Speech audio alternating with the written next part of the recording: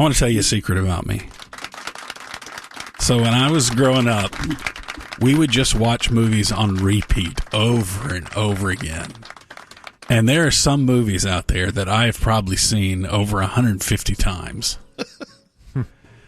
And, of course, when I was growing up, my mom had no idea about ADD or anything like this. She just thought her kids were weird. But I think we all had basically a touch of ADD where we'd get hyper-focused or we would eat the same meal every day in a row for, a whole summer. I mean, we just did stuff. Y'all just are stuck on repeat. And one of the films that my sister and I watched constantly was the film Superman with Christopher Reeve and Gene Hackman. That's the love child of Gene Hackman and Buddy Hackett. Paul Hackett. Yeah. But Gene Hackman, and we watched that over and over again, and I rigged up 2 VCRs where we would roll the tape from one VCR, and then we'd replace the sound, and we'd do all the voices on replacing the soundtrack, and we would just do stupid stuff. We just waste time, but we watched that movie constantly. For its time, that was a good movie, was it not? Oh, yeah. It was a huge hit, too. Yeah. 1977, I think it was when it came out.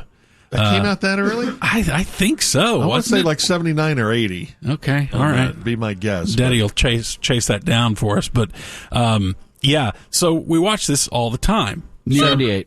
Okay. So, and knew every line of it. Anyway, we've lost another one of the notables in that cast. Valerie Perrine has passed away. Oh, yeah. She was Perrine, wasn't it? Perrine, yeah. I never knew how to say her last name. I just knew she was Miss Tessmacher from Superman. It was Gene Hackman's, love interest. Yeah, he was always yelling, Miss Tessmacher! She was in that. She was also in another one of our favorite films, Electric Horseman. She played a bit part in that as Robert Redford's ex-wife or soon-to-be ex-wife. And I loved her. She was really beautiful. She started off as a showgirl in Vegas, and someone noticed her. She gets an acting part, and her first acting part was, I think, in Slaughterhouse-5, that movie. And then within a couple years, she gets nominated for an Oscar for her role in Lenny. I think she played Lenny Bruce's wife, again, opposite Dustin Hoffman. Okay. And got an Academy Award nomination for that. Anyway, she passes away at the age of 82. She spent the last 15 years of her life battling Parkinson's, which depleted her finances, so they even had to set up a GoFundMe to try to fund her dying wish of she wanted to be buried in Forest Lawn Cemetery. And she has no money, so people are helping out her estate, trying to get her remains to their final resting place there. So, posed for Playboy twice. That's where you may know her from, George.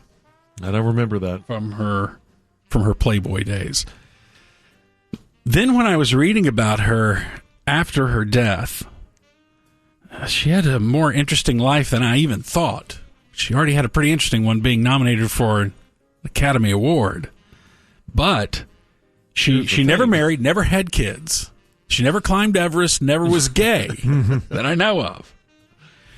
But she did have, she said her career low was in 1980 when she starred opposite Caitlyn Jenner, Steve Guttenberg, and the Village People in Can't Stop the Music. Okay, Yeah. I saw that one probably more than I should have. Which career low. Which won the Razzies for the worst picture and worst screenplay that year. She said at the time it ruined her career, and she had to move to Europe because she was so embarrassed. People asking her about that film, so she just had to get away and move to Europe. Now, she did, even though, as I mentioned, she never had any kids and never got married, she did come close to getting married. She was engaged to Bill Harmon, who was a gun collector and importer. I guess a gun importer? I don't know. It just says importer. But he died in a gun accident in January of 1969, just a month before they were about to walk down the aisle. Wow. That's Okay. bad luck. Just a month before. She also dated Jay Sebring. Is that name familiar to anyone? Familiar about it. Huh. Oh, no, that just sounds so familiar to me. It's kind of familiar in the same way that Abigail Folger and Wojciech Frykowski and Stephen Parent. This is Manson related. Sharon Tate. Those names all sound familiar to me. Yes, Jay Sebring was one of these 6 people that was murdered by the Manson family at Sharon Tate's home in 1969. Matter of fact, I think Jay Sebring was the one in the room with Sharon Tate, and they had a rope that was tied between the two of them. You know, way too many details of that. Wow. Do you have the detail about how Valerie Perrine ties into that night? He invited her to that dinner. Yes, she was supposed to be there. Wow. The night that the Manson family did the deed. Wow. She could have been there, and then we never would have had Miss Tessmacher. Think about that. Think about that. That makes you reevaluate everything in your life. Yeah. Bitch Tessmacher! So, yes, she passes away.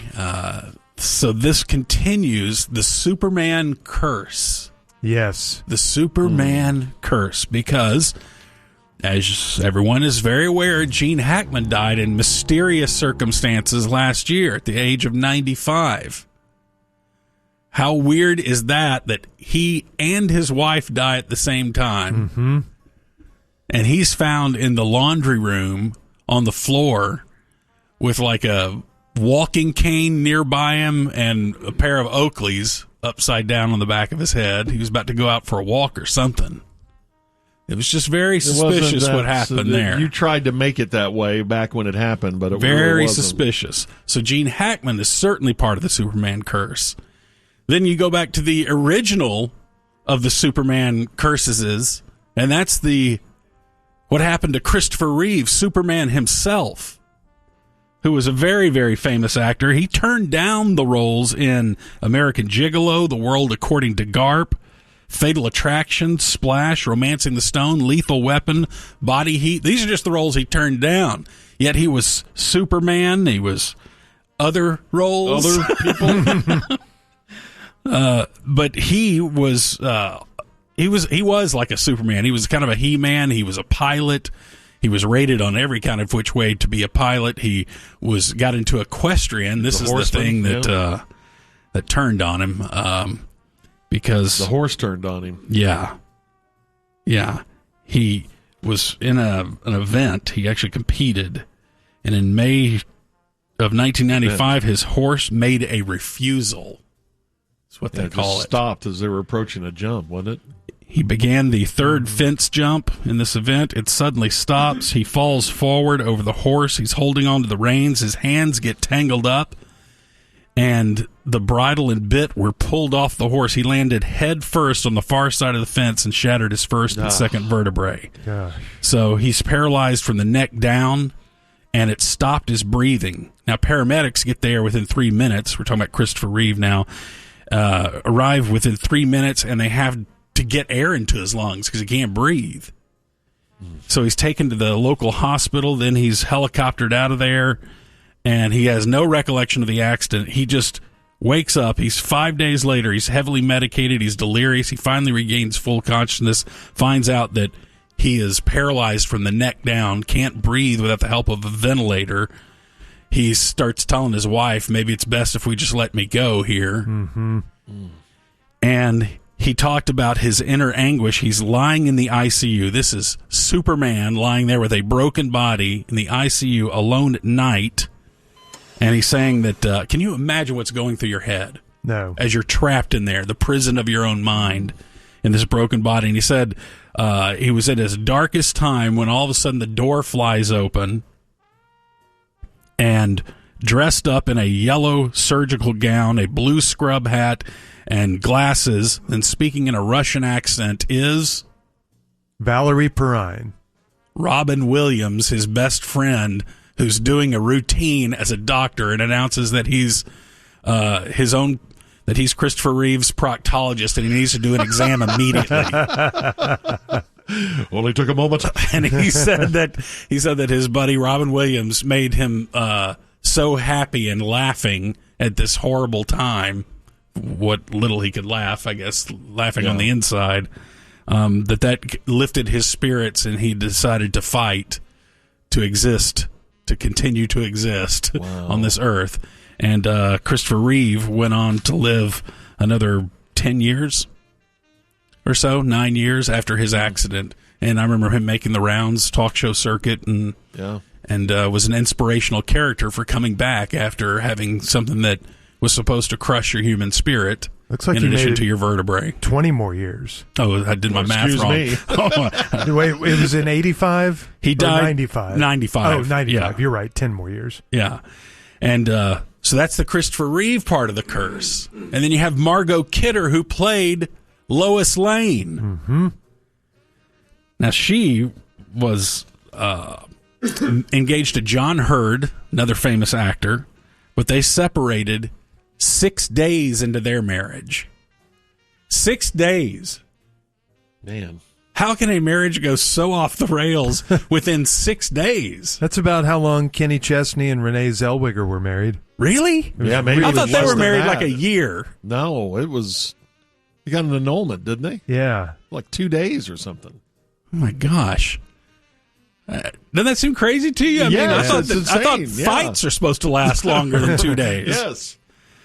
But she was also romantically linked, Margot Kidder, who played Lois Lane, linked to Pierre Trudeau. 4 months for Zellweger and Chesney. Okay. See there, I told you. She was linked to Pierre Trudeau. So she could be Justin Trudeau's mom. Mm-hmm. Or, I don't know if the timing works out on that. But she got a diagnosis of bipolar disorder in 1988, which she rejected at the time and refused the lithium treatment. Now, it was in 1990, she was filming this television series. She gets in a car crash that injured her spine and left her partially paralyzed in 1990, 5 years before Christopher Reeve. She was unable to work for 2 years and went way into debt for that. And then in 96, the year after Christopher Reeve had his horse-drawn accident, Margot Kidder had that manic episode in L.A., and I remember us talking about this a lot on the ticket at the time. Yeah. George was obsessed with it. Didn't she I don't even remember stay hidden under a desk or something? She was hiding in the bushes with all her teeth knocked out of someone's flower bed.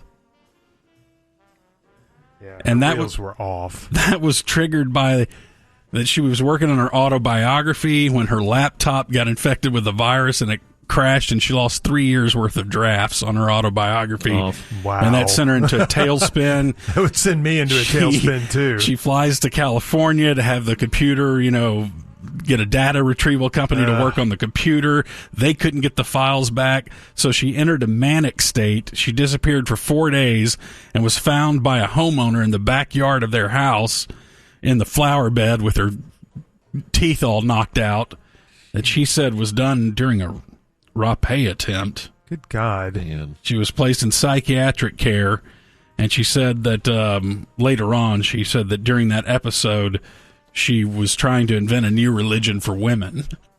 Oh, so, okay. So that happened.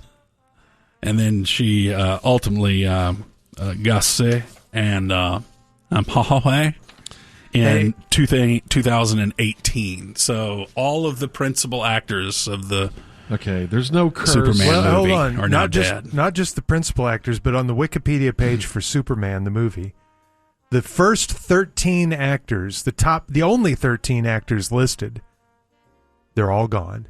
Yes. They've The all movie passed was 50 away. years ago. That doesn't matter. Chances are, Giorgio, that just doesn't happen. Yes, 13. it does. Horses stop. No, people get horses old, don't stop. and S happens. No, that's the that's a curse. horrible slogan that you're trying to make your catchphrase. Every single one of them, mysteriously, by 2026 is dead. In circumstances that we don't even fully understand yet. Oh, gosh. So there's something to the Superman curse. No, now there's that not. Miss Tessmacher has passed away. All right, Gordo, thank you. That is the O deck. All right, we have to start off talking about this horrible accident that happened at LaGuardia Airport. That's the one I always fly into when I go to New York. I don't know why I always prefer to fly into LaGuardia, and after this, I'm kind of rethinking that because as I read on aviation forums yesterday, LaGuardia is a mess of an airport behind the scenes. So an Air Canada flight was trying to land on runway 4 there, and the problem was at that same time there was a fire truck that was crossing runway 4.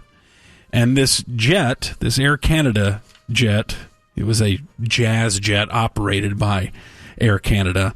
It was carrying, I think it was 72 passengers, 4 crew members, had just landed and was going 85 to 105 miles per hour, somewhere in there. Okay.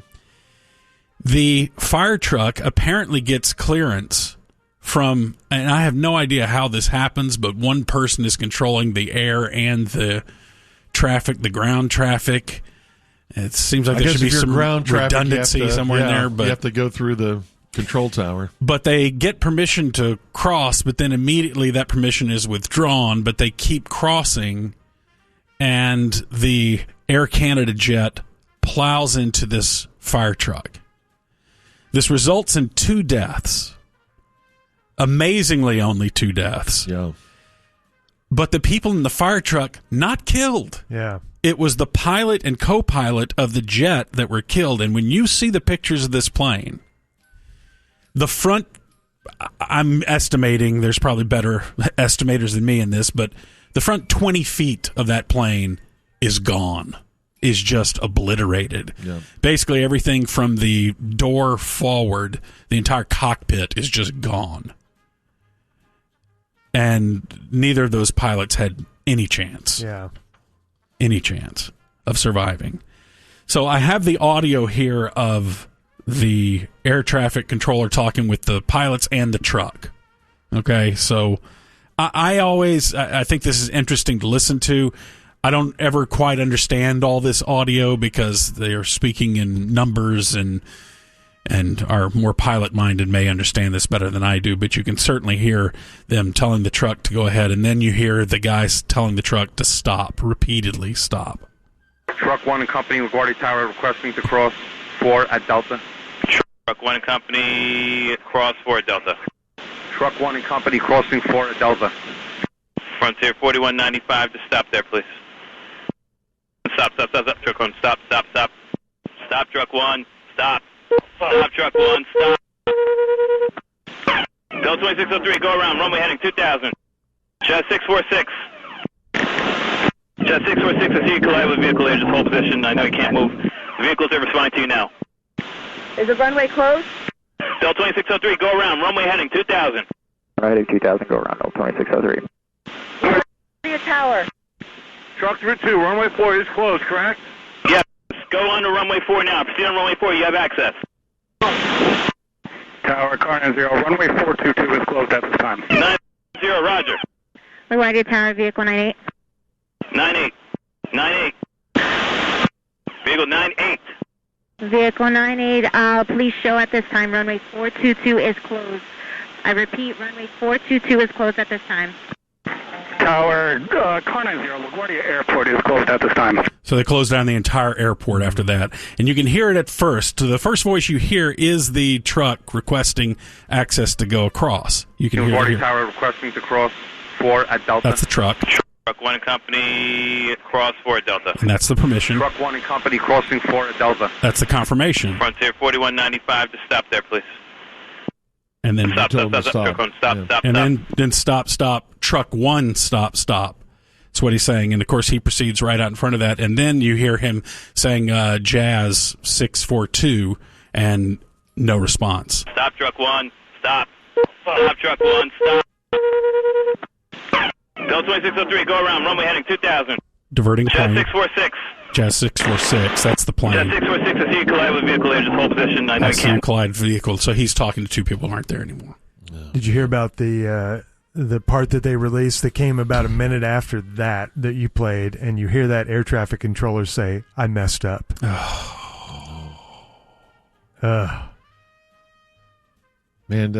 we've talked about it before, the pressure on those people in the control towers. And look, we're 3 AM radio idiots here, so we don't understand it fully. It's been explained to us before by people who are in the air traffic control business, how stressed that industry is with lack of people, and how incredibly difficult it is to even be an air traffic controller. Mm-hmm. And they're certainly not subject to any government shutdowns, are they? Not right now. Okay, but I mean, like, in general, like, that's something that you just can't mess with the funding of that, can you? Hey, I'd believe anything at this point. I don't understand that business. I just understand that we're all probably hanging by a thread when we're flying in and out of places. And there's how many times have we had close calls and not even known it? Yes. As a consumer. So I certainly feel horrible for the families of those people who lost their lives. There were many people who were injured as well. And I also feel horrible for this person who's messed up and taken some lives. Mm-hmm.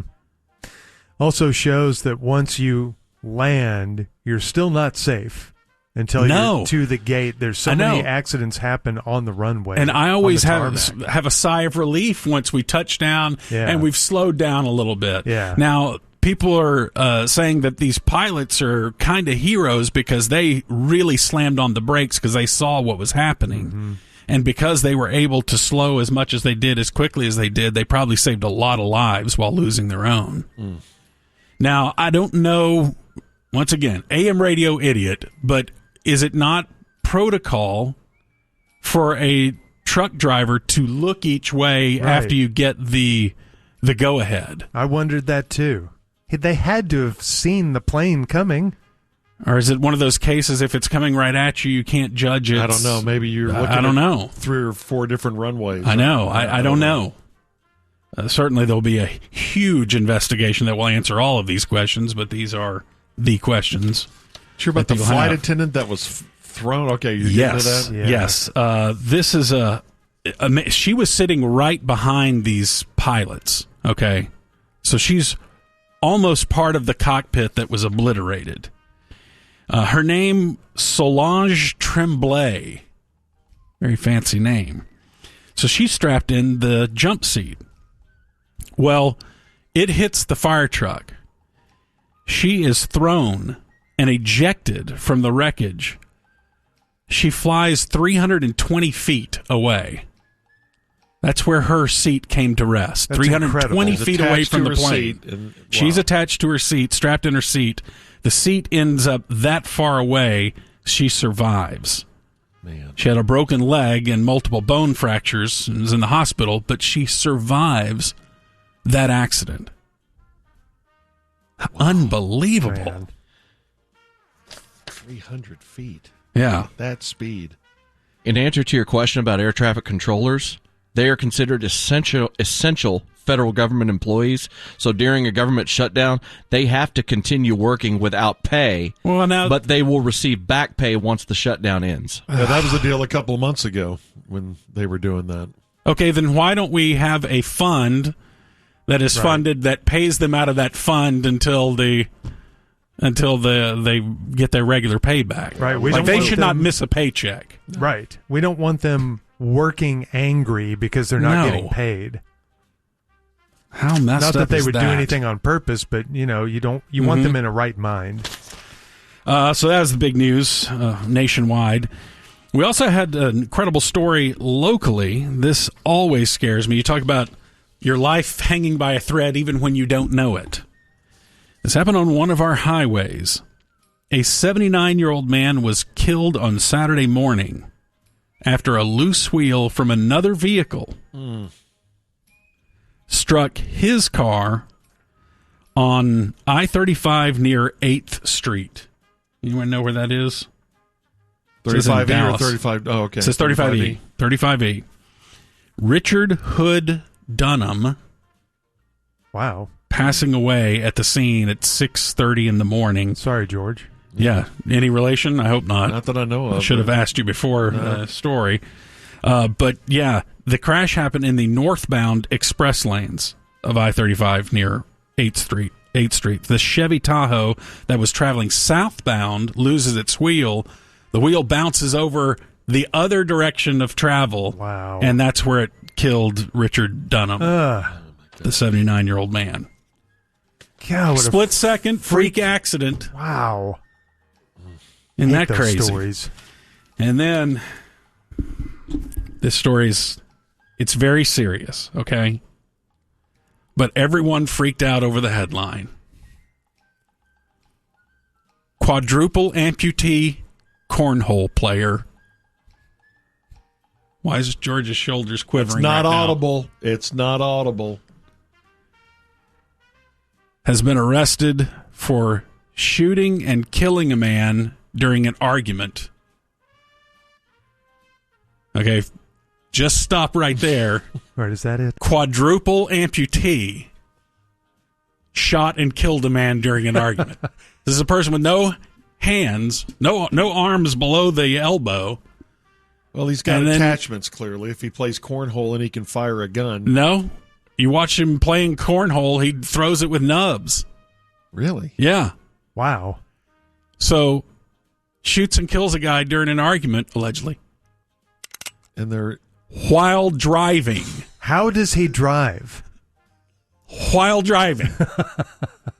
Now there he's got to be using lots of attachments to hit the gas pedal and shift and... Stop accusing people with nubs of always having attachments. Well, how else could they drive and shoot somebody at the same time? And only play Jesus cornhole. knows. Go add it to a cornhole tournament. Well, if you're the defense lawyer, aren't you going to be using that? This just sounds too implausible. There's no way There's my client.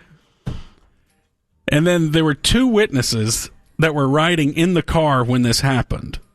The accused is Dayton Weber, a 27-year-old highly ranked cornhole player who was... Craig? Sorry. Who was quite the inspirational story before this all came out. Fatally shooting 27-year-old Bradrick Wells, and there were two other people in the car. So when these two witnesses that were picked up by Dayton Weber driving the car, I guess they were all friends. When the quad amp comes along in the Buick LeSabre telling you to get in, don't catch you go the next ride?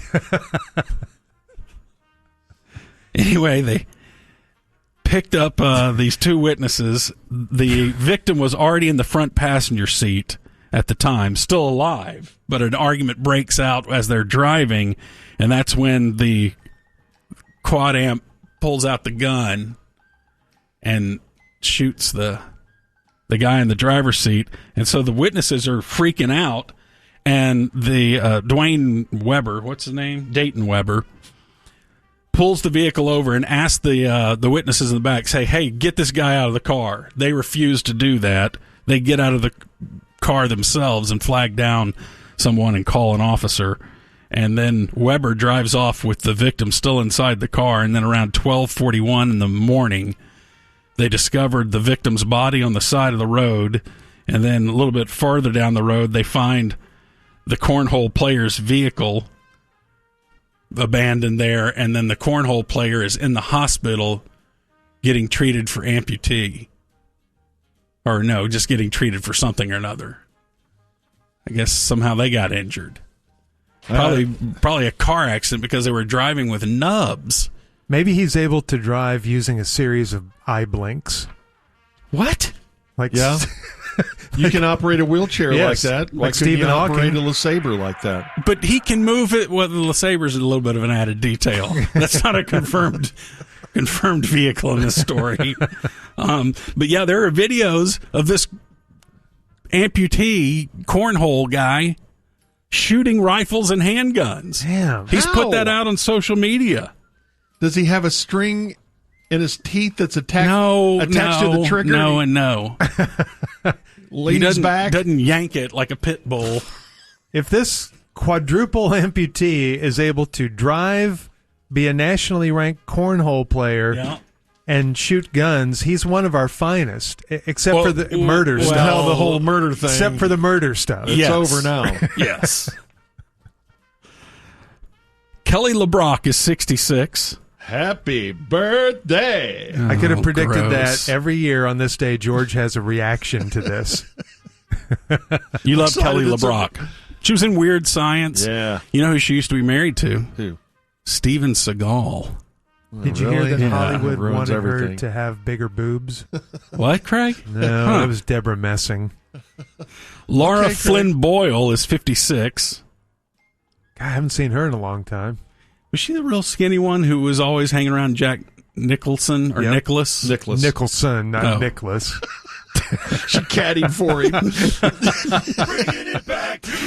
Peyton Manning is 50. Wow, greatness. TJ Funny. Ford is 43. He was Longhorn fast. great. Chris Bosch is 42. Hall of Famer. Dallas Lincoln. And Damar Hamlin is 28. Oh, wow. He's the one who basically died on the field, Yes. right? Yeah, Was Back resurrected? playing. Yep. Yep. Wow. For the You're up Bills. to date. Okay, thanks. That's Muse in the news.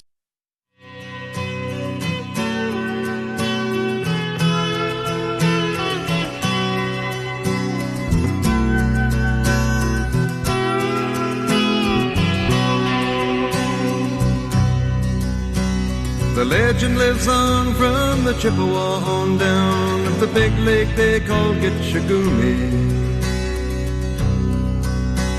The lake, it is said, never gives up her dead when the skies of November turn gloomy.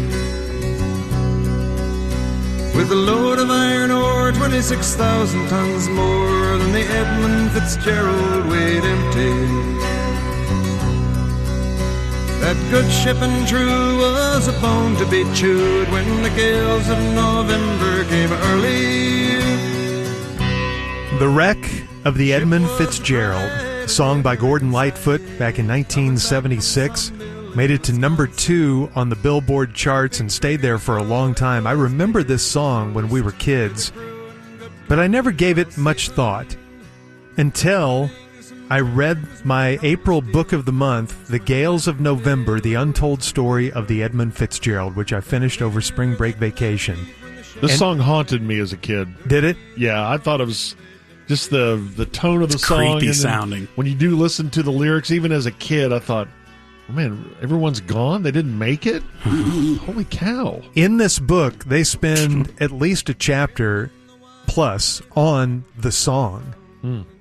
And the Edmund Fitzgerald was something that Gordon Lightfoot became obsessed with. He read about the wreck in Newsweek magazine. They did a really short blurb about it, and he read it and thought, wow, this deserves more than a short blurb. 29 men died in this shipwreck on the Great Lakes.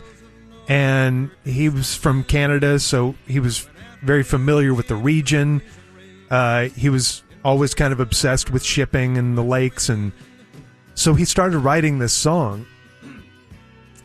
But he never wanted to put it on an album. He never wanted to release it because he never felt like he could do justice to the sailors and the families, and thought it would be controversial. And so he was recording his album with his band, and they're in the studio, and they said, hey, why don't we give this wreck of the Edmund Fitzgerald a try? We're in the studio. We have an extra day we're done with the album. We've rented the studio for an extra day, so let's do it. So they played it. And then he wasn't sure if that was the right one. So they played it again, they played it again, they played it again, played it again. And they did it about 8 or 10 times, and then they all agreed the first take was the best. So this song, the way you hear it, the song that made it to number 2 on the charts, is the first time, not that they recorded it, it's the first time the band ever played it together. Whoa, they nailed it. Didn't they nail it? They had never played it together, and the drummer didn't even really know when to come in. Gordon Lightfoot just kind of gave him a nod, and the drummer kicked in. And the guitar players didn't really know what to do, but they produced this gem, a song that I never thought much about. But now, like Gordon Lightfoot, I am obsessed with the wreck of the Edmund Fitzgerald after reading The Gales of November. What a crazy story. It's my April book of the month, and I haven't reviewed my February and March books yet, but I will do that probably later this week. But I want to talk about this because I just finished it a few days ago, and it's so fresh in my mind. and it has made an impact in a way that few books that I've recently read have. Thanks to Bob Sturm from The Hardline for recommending this to me, and a couple of other P1s also recommended it because they've read it and they loved it. And it was written by John Bacon, The Gales of November, The Untold Story of the Edmund Fitzgerald. It's a New York Times bestseller, and I highly recommend this book. I had just kind of known the story of the Edmund Fitzgerald was a big ship that sank on the Great Lakes. And I knew a little bit of other details, but not much. So I was anxious to read about the details, but what I found out in this book is that the author wants to tell the story and make it really, really personal. 29 men died on this ship that night, November 10th, 1975.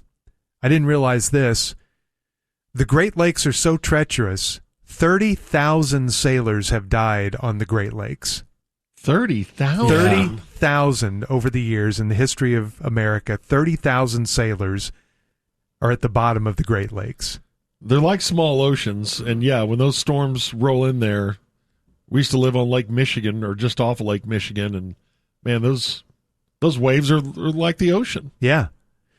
And I was really interested in the details of the shipwreck, but the author doesn't get to the shipwreck until you're 240 pages into the 400-page book. The first 240 pages are spent telling you about each of the 29 men, what their personalities were like, what their backgrounds were like, their families, their wives, their brothers, their kids, their upbringing. It's fascinating to read about these guys that you don't know any of their names. But having read this book now, I feel like they're all family. I feel like I know all these intimate details about these guys, and all of these guys are working class sailors. Just trying to make a living. Yeah, almost all of them from the Great Lakes region. They all come from New York, Ohio, Illinois, Minnesota, Wisconsin. One from California, one I think from the South. But they're all just working class guys, and they range in age from 65 to 21. And the Edmund Fitzgerald was the ship of the Great Lakes. And this book also did a great job of painting the history of the Great Lakes, which I didn't really know much about. I could name the Great Lakes. Yeah. I knew where they were. I knew what states bordered them and the big port cities. But for example, he goes into the history of Detroit and Toledo and all of these port towns or cities. And you don't realize this because for our entire life, Detroit has been a beaten down city. But when Henry Ford got the Model T up and running and they started really making cars in big numbers, well, that was happening in Detroit. And in the 50s, and in particular, the post-World War II boom for the economy here in America.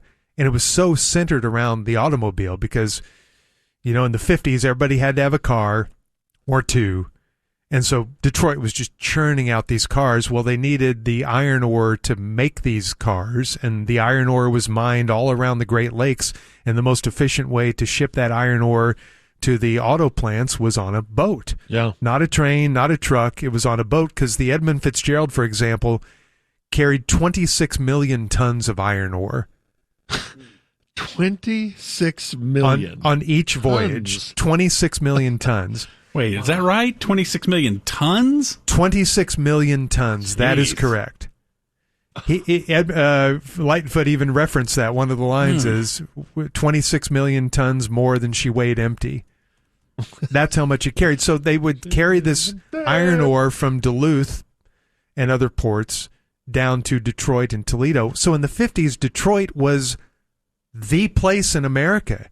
Yeah. It was booming. The heartbeat of it, yeah. It was the heartbeat of America. Yeah. And he even talks in the book about how the sports scene in Detroit was booming. The Lions were winning NFL titles, which we can't imagine now. No. The Red Wings were winning the Cup. The Tigers won a couple World Series. Detroit was the place. It was thriving. And even places like Toledo on the northern shore of Ohio, Toledo was thriving because it was this major seaport. It's where, some cars were made and iron ore was delivered. And so Toledo had this incredible cultural district. They had opera, they had museums, they had the arts, they had incredible restaurants. And in our lifetime, Toledo has always been a punchline. Right. Like, yeah, I hate where I live, but at least I don't live in Toledo. Yeah. But back in the 50s, because of the shipping on the Great Lakes, Toledo was one of the heartbeats of America. So with all the ore that they had to haul, did it start in Duluth? Yes. So the usual route for the Edmund Fitzgerald started in Duluth and went through the Sioux Locks, which is the transition to Lake, what is it? Huron? Huron. Okay.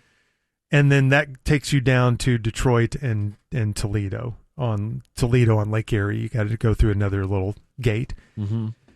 So the Edmund Fitzgerald, when it was built, was the biggest, fastest, most ornate ship on the Great Lakes. It was the pride of the Great Lakes, and every sailor wanted to work on the Edmund Fitzgerald. They had an incredible chef, so their meals 3 times a day were as good as any gourmet restaurant. They had the best captains. They had the best crew. They had the best quarters. They had TV on board, and they had so many things for the sailors to do, and it was just the best ship on the lakes. And nobody thought it could ever sink. But as he goes into detail about how the ship was constructed, it was constructed to move with the big waves of the Great Lakes. And during storms on the Great Lakes, the waves get really big. I never knew this. Bigger than saltwater waves, bigger than ocean waves. Now, you'll have some ocean waves in certain surfing spots that get, 50 feet high and 60 feet high. But when there's no salt in the water and the Great Lakes are freshwater, the salt kind of weighs the waves down. But when they're just freshwater, they get really big and they get a little more out of control. And so during some of these big storms, like the one that sank the Edmund Fitzgerald, they could get 20, 25 feet high. Dumb question. They didn't have weather radar to show, like, hey, this is a big storm. We should probably get this thing to the shore. They had weather radar, but what they used to guide these ships and what the ships had on board was extremely crude and primitive. Okay. They were still going by lighthouses to find shore, and they had a radar that could tell where other ships were, but not really weather stuff. Not to track storms. They were relying on messages from shore, which got their info from the National Weather Service, which was looking at maps and satellites, and they were all predicting a big storm coming that night. But to jump ahead in the story, the Edmund Fitzgerald is on the Great Lakes for 20 years without problems. It's the greatest ship ever, and they've got the greatest captain, Ernest McSorley, who decided, sounds kind of fake, that November 10th was going to be his last run. He was retiring to take care of his ailing wife. His right-hand man, they were both in their early 60s. He had also decided, I'm going to retire with McSorley. And McSorley, everybody loved him. The sailors loved sailing for him. He was just a great captain. And, of course, with him at the helm and the indestructible Edmund Fitzgerald, nobody thought the ship could ever find any peril. Well, they knew a storm was coming, but they thought that they could outrace the storm. And I'm not going to give away all the details. It's 50 years old. You may know all the details, and many are in the book, of course. They start out, and because it's a beautiful day, it's a perfect day when they start out. And so nobody thinks, well, this weather, it's for November, it's sunny and it's 60 and we're all wearing shorts and it's beautiful and we're going to make this one final run of the season. And of course, the author tells the story of every sailor. One guy has a pregnant girlfriend at home that he can't wait to get to. The other guy has this change that he collects every season that he takes home and gives his kids, and they go buy toys. The other guy can't wait to get home to see his daughter go to her first dance. The other guy has, they've all got these personal stories, and this is their last voyage of the season. Oh, gosh. So as they start going across Lake Superior, the weather starts to turn, and they're going in tandem with another boat because they think going with two boats will be safer. But McSorley is trying to race to get to the Sioux locks first, to be the first one to deliver the iron ore, because he's going to get a big bonus, and this big bonus is going to pay for his wife's health care for the year. So there's a lot at work here. And what ended up happening, the storm got so bad, the waves got so big, and the whole thing is a mystery because the Edmund Fitzgerald is still at the bottom of Lake Superior, and nobody knows exactly what happened because none of the 29 on board survived. But what they think happened was just a combination of a lot of really bad things. And something I didn't realize, while everybody trusted McSorley, the captain, by the time they got to Whitefish Point Bay, which is where it sunk, 15 miles shy of that, McSorley had been awake for 24 hours trying to guide the ship through this storm. The ship had been being tossed about for 18 of those 24 hours. Oh, my gosh. And the author talks about not motion sickness, but that McSorley very likely had motion fatigue. That when you are being jostled about for 18 hours on a boat by 25-foot waves, you're not in your right mind. Right. So as a captain, he made a lot of decisions that normally he probably would not have made, and none of them were bad decisions, but they were decisions that ended up costing him. And so he wasn't captaining the right way. What should have happened, he and this other ship, they should have gone to safe harbor in some port, 12 hours earlier. Sure. Or they should have sped up and taken the normal southern route to get ahead of the storm. But they thought that going the north route would protect them from the north winds, but it ended up delaying them, and so they ended up right in the middle of the storm. So you ended up in the middle of the storm with a really tired captain and a ship that was constructed to move and to bend, but not in 25-foot waves for 24 hours. So what they think happened is either some water started getting in through the hatches and started to slowly sink the ship because he reported a list at one point, or the ship just completely broke in half because it would bend, and it was found in half on the bottom of the lake. Nobody's sure when that happened, though. That may have happened when they hit the bottom of the lake, because I think they said that the ship, once it sank with 26 tons of iron ore, probably was going hundreds of miles an hour. Oh, wow. And hit the bottom at an incredible speed. So that may have been that may have been when it broke. And they didn't have time to get on lifeboats, or they didn't have enough of them? That's the other thing. One or two of the sailors had life vests on, but the lifeboats were still in place. I think one was crushed.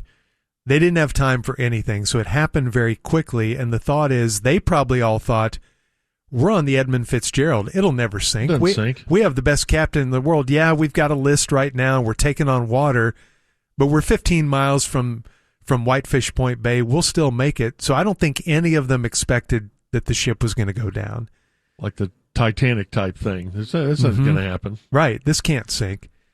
It is an incredible story. And then, so not only does he detail the ship's final hours, detail the theories about why it went down, but then after painting the picture of knowing all of these sailors and their personal lives, the aftermath, and Gordon Lightfoot is involved in the aftermath. He got to know all of these families very well. There's a memorial held every year, and he goes to it. And the families they are like family now. All of those 29 families have bonded. And so there's a little bit about the aftermath and the history. It's just a fascinating book. I'm working ahead this year. That was my April book of the month, The Gales of November, The Untold Story of the Edmund Fitzgerald. I highly, highly recommend this. One of the best books I've read, and a book that made more of an impact on me than most that I have ever read. Yeah, that's wild. And by the way, at the urging of Bob Sturm, I'm now on Goodreads.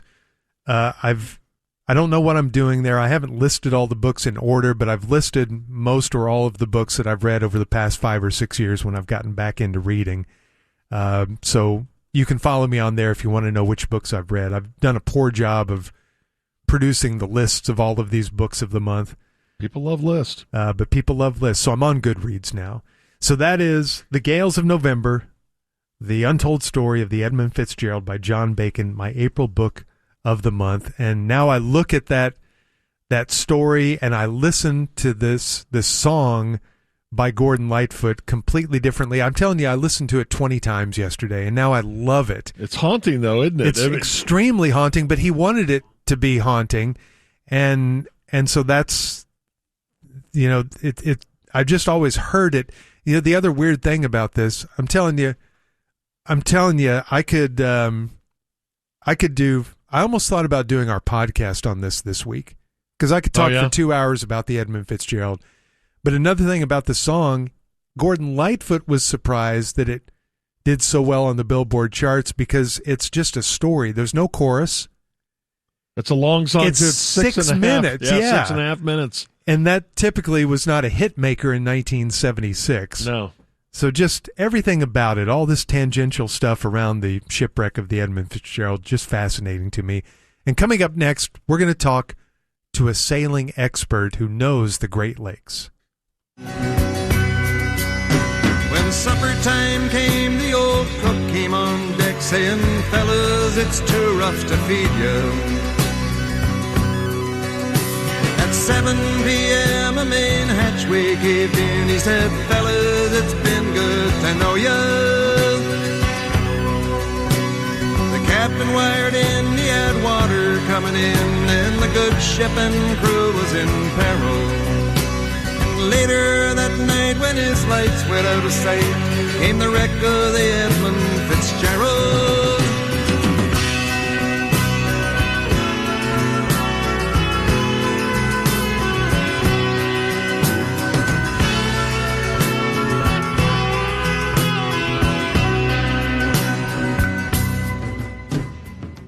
Patreon.com/sportsgreek. All right, quick correction from my review of the Edmund Fitzgerald book, The Gales of November. 26,000 tons of iron ore, not 26 million tons, as I was so sure it was. That's still a lot of tons. But 26,000 tons of iron ore is what it was hauling. I just had a billion thoughts from that book in my mind and got very confused trying to get it all in 12 minutes. That's why I think we should do a podcast on it. Yeah, maybe. At some point, because I've got 2 more hours I could talk about that book. By the way, in Duluth, where it started, that municipal course there is where my dad shot 59. Wow, really? That was in Duluth? Yeah. He was on a business trip. I ran a marathon in Duluth once. Really? Yeah. I may have run by that golf course. You may have. Look, I should have looked for the plaque commemorating his 59. Well, we're going to keep talking about the shipwreck of the Edmund Fitzgerald on the Great Lakes, because joining us now on the ticket hotline is a man who sailed on the Great Lakes at the time of the Edmund Fitzgerald. He's very, very familiar with those ships and those lakes. Good morning, sir. How are you? Me be honored to be on the Morning Musers, home of people say the darndest things about sports. Me and me parents really enjoy that segment when we get it. Oh, yeah, captains really do talk like this, I guess. Yeah, appreciate that. And who is this? Salty Seaman.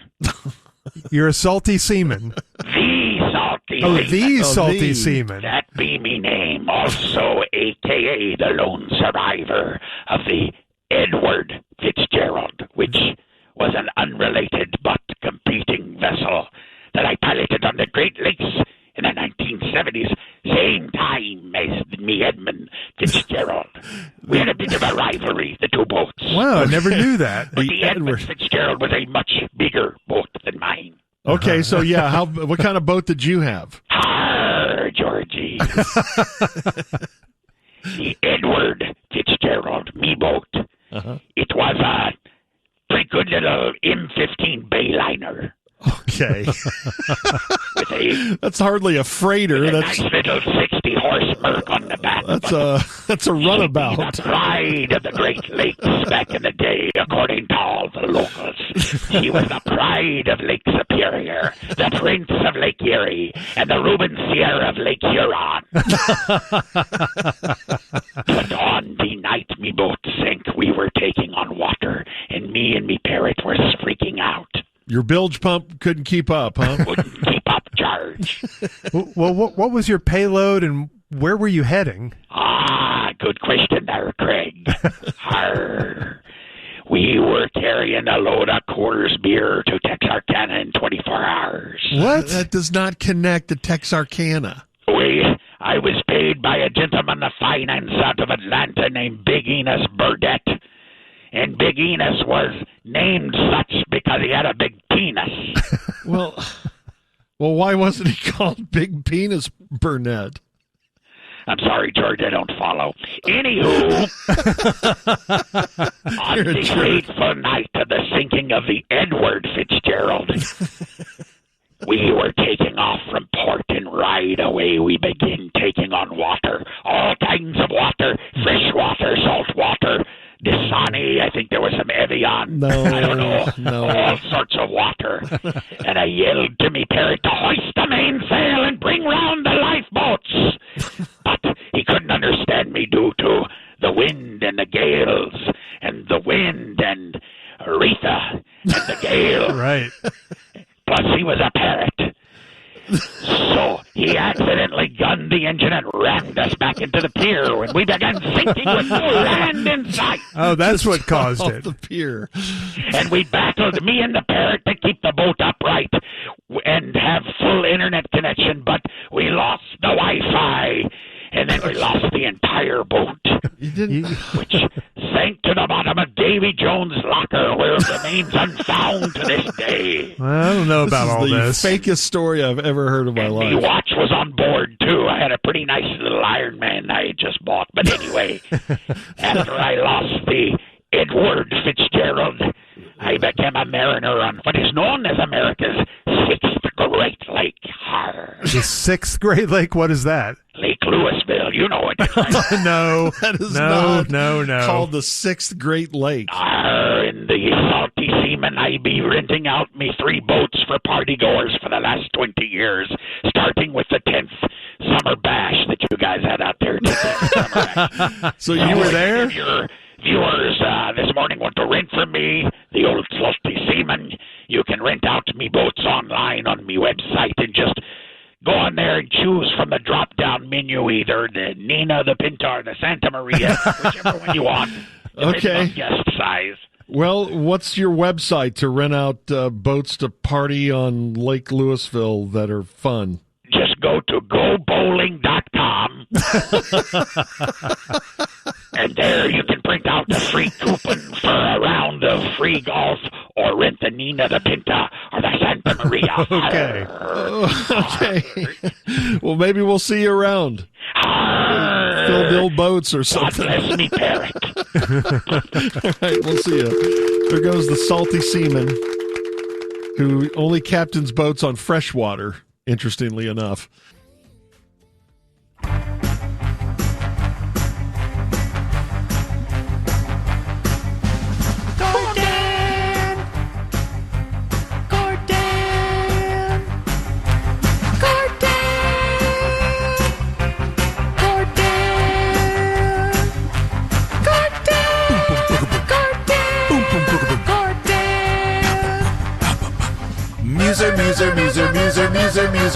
Muser.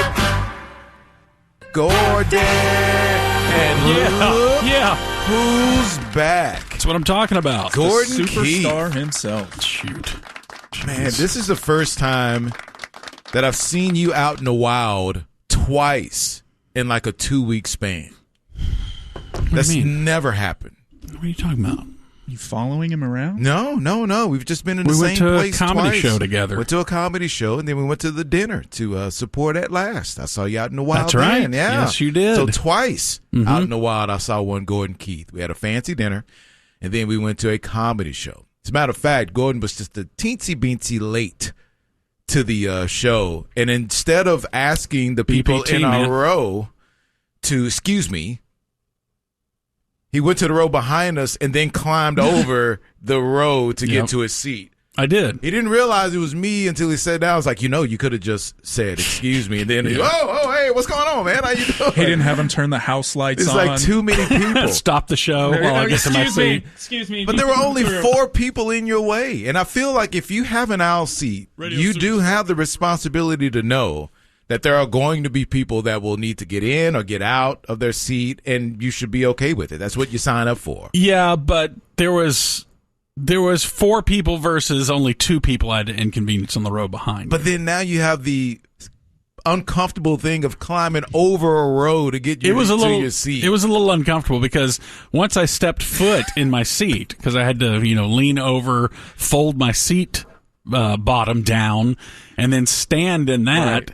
I realized that the whole thing was articulated, and so it was so wobbly trying to get down into that seat. It was shaky. It was an adventure, and I had the hand kind of on the back, and you didn't know it because you didn't know you were sitting next to me at the point. There's a man groping me right now. I was just trying to make sure that you did not just taking his chance fall down, because it was very, very wobbly. It was so uncomfortable. It was when you could have just said, "Excuse me," I know, and 3 shakes, and you're right there at your seat. I think I would have done the same thing.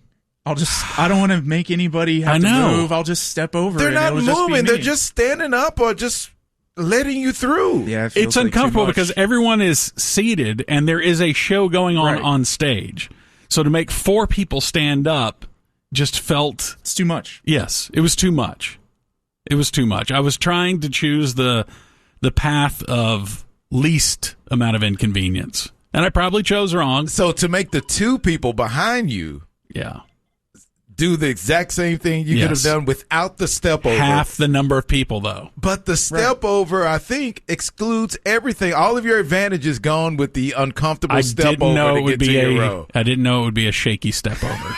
It was really shaky. And it was very shaky. You have to put that in your math somewhere, but it's hard to know that going in. Right. Is a thing. Man, I don't know. You guys have got to get past the whole I don't want to talk to other people type of deal. It's not that. It's that it was inconveniencing other people.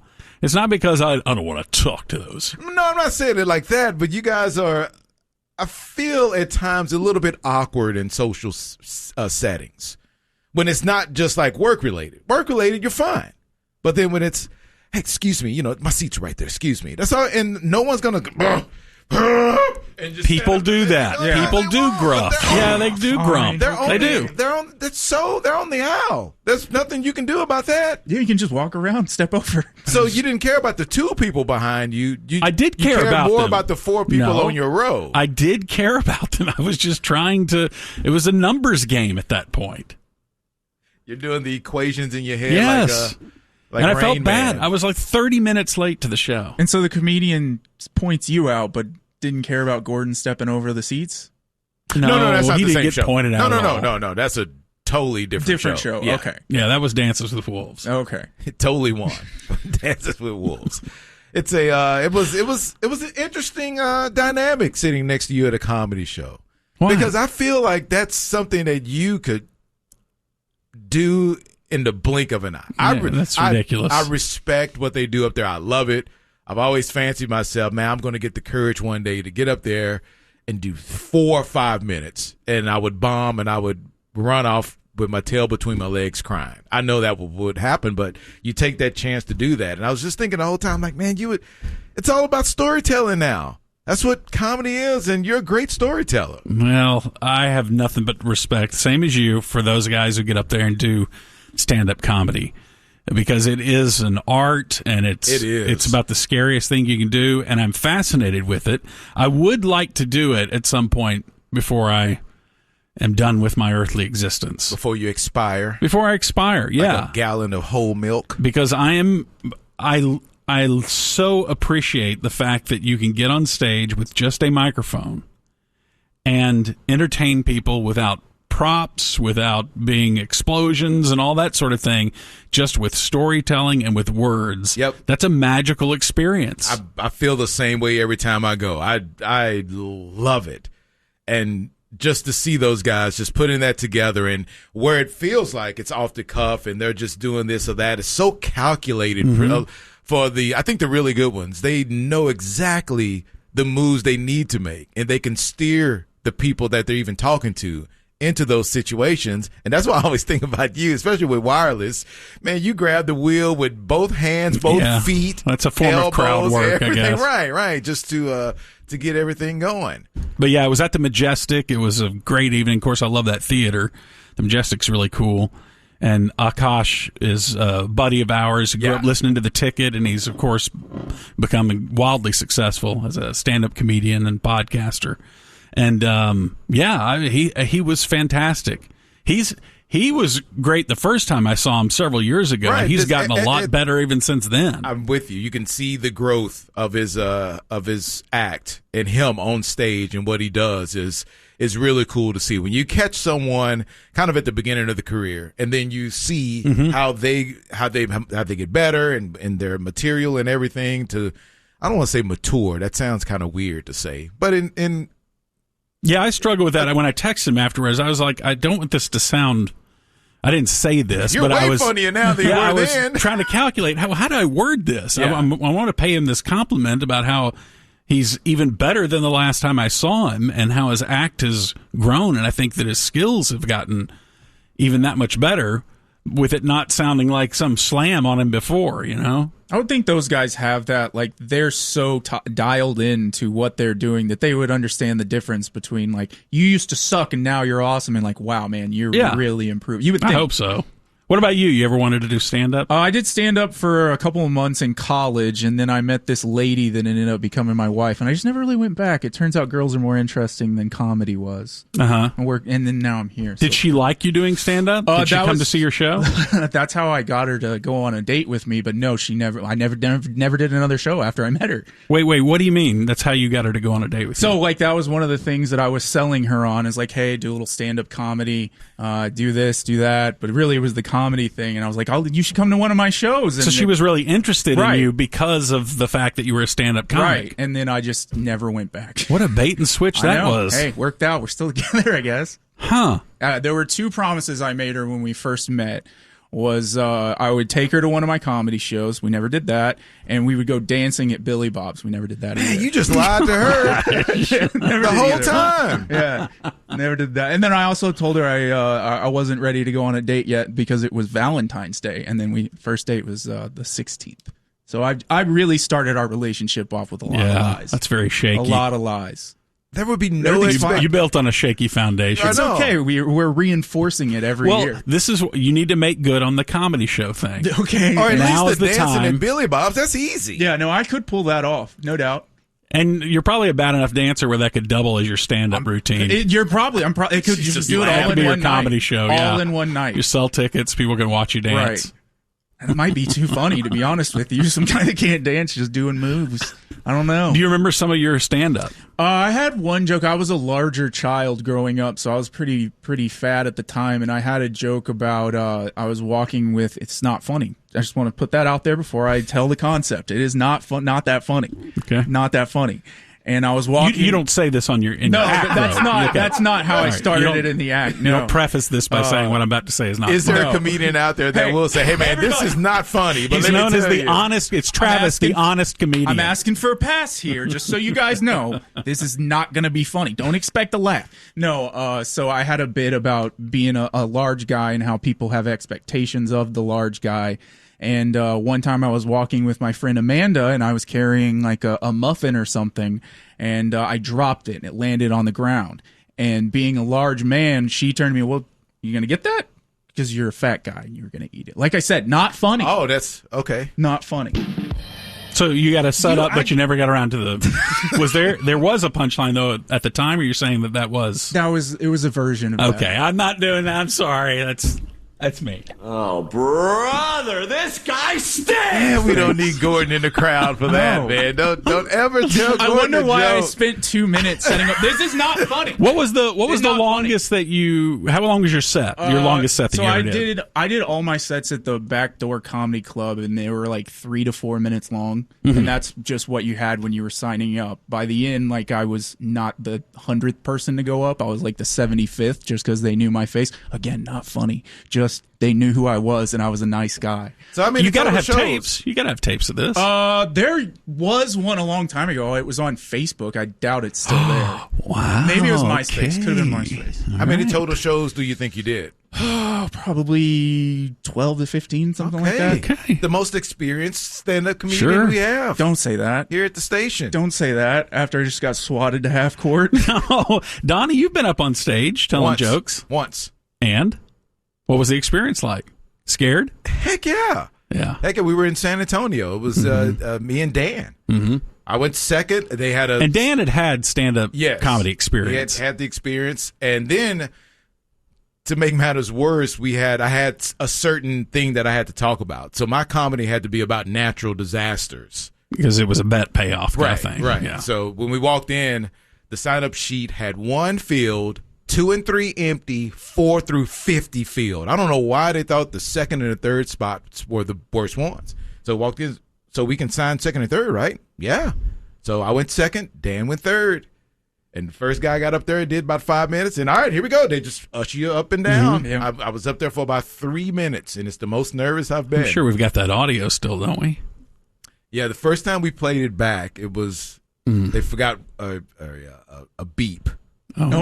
Because I did use a couple of bad words in my act. Did you use racial language at all? No, I did Okay. not. All right. No, it's just one of the big ones. That was one of the rules they gave us, was no language. Can And- I say the N-word? When did I say that? I don't think you asked me that. Get so. Creighton That's off you the board. holding the clipboard for the sign-up sheet, asking the person. A couple of questions. so for when you you. And they say, language, no, you can't. And where then are we on Travis that? just scratched off his name. So that's all right. Can't do that, Joe. I'll perform somewhere It's else. my whole act. Yeah. I don't know if That's I can. why I went with the fat guy thing. I was They going to wouldn't let me finish say what the Michael other thing. Richards started, so I'm not going to do that. Yeah, no, they gave us pretty hard and fast rules. And one time I think I said "damn it" or something, and when I got done, they absolutely pulled me to the side and said, "Hey, we don't." For damn it? Yeah, we don't really do that here. And we dumped it too. We It's caught very it on time. very interesting because like the people that you would see every week that were probably the first 10 or 15 on the list most times when I was there, they were just doing normal 10 to 15 minute sets where they were just, they would be cussing. And then the open micers would get up there, and I could tell why, because you would occasionally have one that we get up there and they're basically just cussing. Mm-hmm. It's every other word, and that light goes on very quickly. Yeah, I had one lady in the crowd in San Antonio who enjoyed the set, enjoyed my 3 minutes. Okay. And that was about it. And I thought one time I had You mean as in there was only one person laughing? I feel like that's the only one I heard. I thought I did okay with the material that I had and the natural disaster joke series. You don't see a lot of that just rolling around when you go through reels. People really making jokes about natural disasters. Because part of this bet payoff was that they write the material for you, No, correct? no, I wrote it. Oh, you had to just got write the it. topic. Okay. Yeah, they just gave me the topic. I didn't know if the gag was they were going to give you the most uncomfortable jokes to say. Yeah, no, I didn't want to do that. Okay. I don't know if I could do that. If you just read off Yes. what Yes. You have no choice, but there's you no have to way I say could it. do that. I hosted one time, and there was no joke telling at all. It was bringing up comedians. Mm-hmm. But they did ask me to stretch, and I was pretty nervous, and there was a bachelorette party there that they were giving shots to. And they have a shot that's an act that they'll give to the ladies. Now what? The name of the shot is an act that I can't say. That ladies give to guys usually? Yes. Okay, all right. And that's Yes, the name I know of the that. shot. I know And that then- shot. Right. So something happened An where exhale occupation.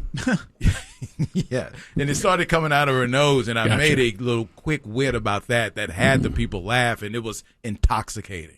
No. Like I almost thought to grab the mic and kind of start walking back all and of a sudden forth. you got confidence to I pace the stage I got the like juice. you're an apex predator all of a sudden. Hey, bring me a whiskey straight. I got some things to say as I go. That's about got to it. feel so magical. Those stand-ups who have had a set where they just absolutely killed. It was great. I will bet you it's intoxicating. Yes. It's you such can't a high. get enough. Yeah, that adrenaline rush. It's like, man, I need to do like 30 more minutes. Just getting a laugh on the stage is amazing. It'll make you look up if you Right. don't have the confidence. You hear someone, you'll go, Someone laughed at that. okay. There was All right. one show that I did where I had a similar situation with a bachelorette party, and I'd been there for 2 hours waiting for my time to go up. And they were just having the best time, like laughing at even all the bad jokes. I'm like, this is going to be my greatest set ever, maybe. And they call my name, and as they call my name, I pass them walking out of the door to leave. Oh, no. The most silent 3 minutes of my entire... Because there was now 4 people in there, and they were all comedians that had already been up. And they're not generally laughing at many of the comedians' jokes anyway. Of course not. So, I mean, I buzzed through like 4 jokes in about 2 minutes, and I was like, all right, that's it for me. I'll see you guys next week. Did you just hear the one? There was not. It was, and it was my friend. Oh my god! It was my friend. I worked at the Improv for 2 months.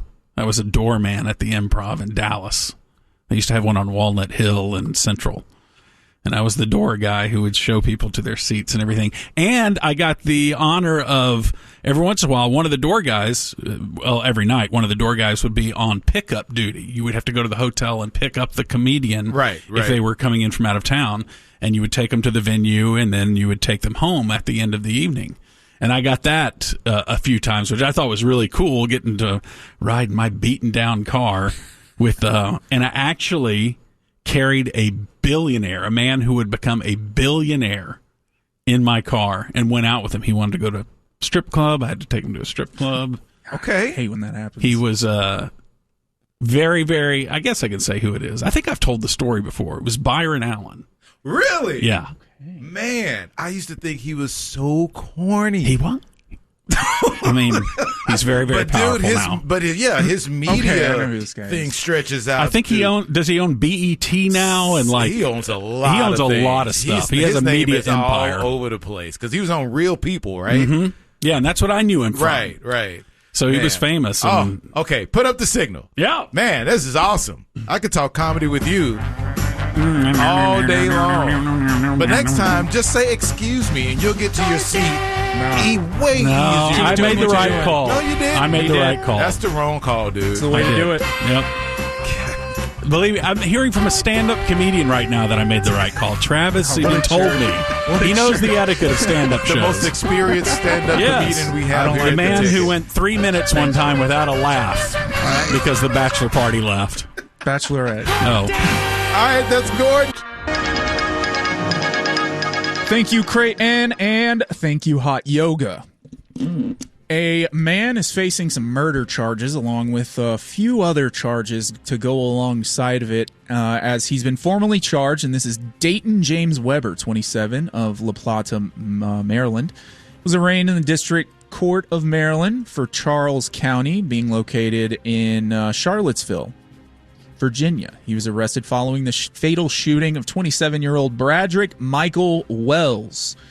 Now, if you're big into ESPN's like side stories or their cornhole specials, you may have heard of the name Dayton James Weber because he is a pretty big part of the tour, and he also has some pretty defining characteristics about himself because he is a quadruple amputee to go along with a gun enthusiast, and now facing charges of first-degree murder, second-degree murder, assault in the first degree, and use of a firearm in the commission of a felony after shooting and killing, allegedly, Bradrick Michael Wells while operating a vehicle driving down the road with 2 witnesses in the back seat. Yeah, this story is all over the place. It's You've seen wild. some videos about him handling a weapon. Oh yeah, yeah, it's pretty wild. It's something else. You gotta something else. You gotta tiptoe around this one pretty carefully. Yeah. Don't you?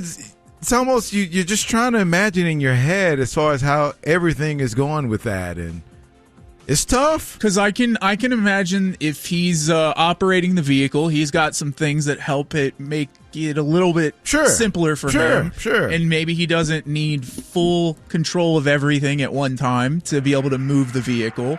Now I've seen the videos of him with the guns. I still haven't completely figured out how it all works, but apparently he gets it to work pretty well. Obviously he does. He got it to work really well because he shoots a bud in the car and then kind of asks the people in the back seat, hey, let's get him out. Obviously he doesn't need to be riding along with us anymore. They refuse, get out of the car, end up flagging down a patron, and then they find our guy Dayton at the hospital tending to some wounds, and they find the poor victim on the side of the road. No. Not great. Not great at all. I bet you it's pretty difficult to execute a drive-by to begin with. Now add the challenges that he has. Investigators say they're stumped. Look how proud he is of that one. Have you had that loaded up since this morning? Pretty much, yeah. I can't say it during the musers. I can't interrupt their flow, but you guys, you don't care. We're pretty low rung. Like, I'm going to shoot this shot. I gotta get this in there. I was Najee sitting on the perimeter, just waiting. Yeah, they kind of sag down defensively. Right. You were wide open. Take the shot. I'm Cooper Flag trying to get you to take me home as that thing rattles out. All right, well, how about a happy story to follow that up? This is actually one of the most heartwarming stories that I 100% thought was fake yesterday. Okay. It is the story of a pack of dogs in China. Oh, yes. So I think we're talking about the same thing. I would think so. I'm hoping so. So it was a pack of dogs traveling down the road, and there's an injured pup in the middle. And they seem to be led by a corgi, a little dog, who's kind of leading the way of this 7 or 8 dog pack. And they got a pal who's not doing great, but they're all circled up around him, protecting him. Well, apparently this pack of dogs was stolen from their home and escaped captivity and made it all the way back while protecting the injured. It was a German Shepherd also. Yes, I believe that was the dog. one that was hurt. Man, that's so great. And dogs are the best. Dude, I thought this was AI the first 20 times you see it, but once it gets picked up by the great New York Post, you know it's real at that point. That's when we're talking it's real. Like TMZ, New York Post. Right. Then everything else underneath. Right. Those are the main outlets. And of course you have everybody on the internet pointing at Disney and Pixar being like, here's an original. You don't have to do Moana 6. Let's just remake Homeward Bound in China. That would be fun. When you start talking about some of the videos that will catch my attention as I'm scrolling across the different platforms, there are some that, I may not want to discuss openly with you guys. But it's nice that your likes aren't public anymore, isn't it? It's a nice advent. Anything that's dealing with the good puppy dog, as far as their reaction to what humans are doing or anything like that. Yeah. I am a P1 of that. My algorithm is filled. You throwing down hearts on that, or are you just enjoying the video? Man, you should. If you want more of it. I don't heart anything. You can fix your algorithm real well. But it feels like it's really catered to me without even liking anything. I guess the amount of time you spend on it. There's one guy, I think he's in Vegas, that he just kind of talks about people that walks by. He has a guitar and he's talking, he'll sing songs to people that are walking by. And I think 75% of them are stage, but it's funny. And you see it the first couple of times.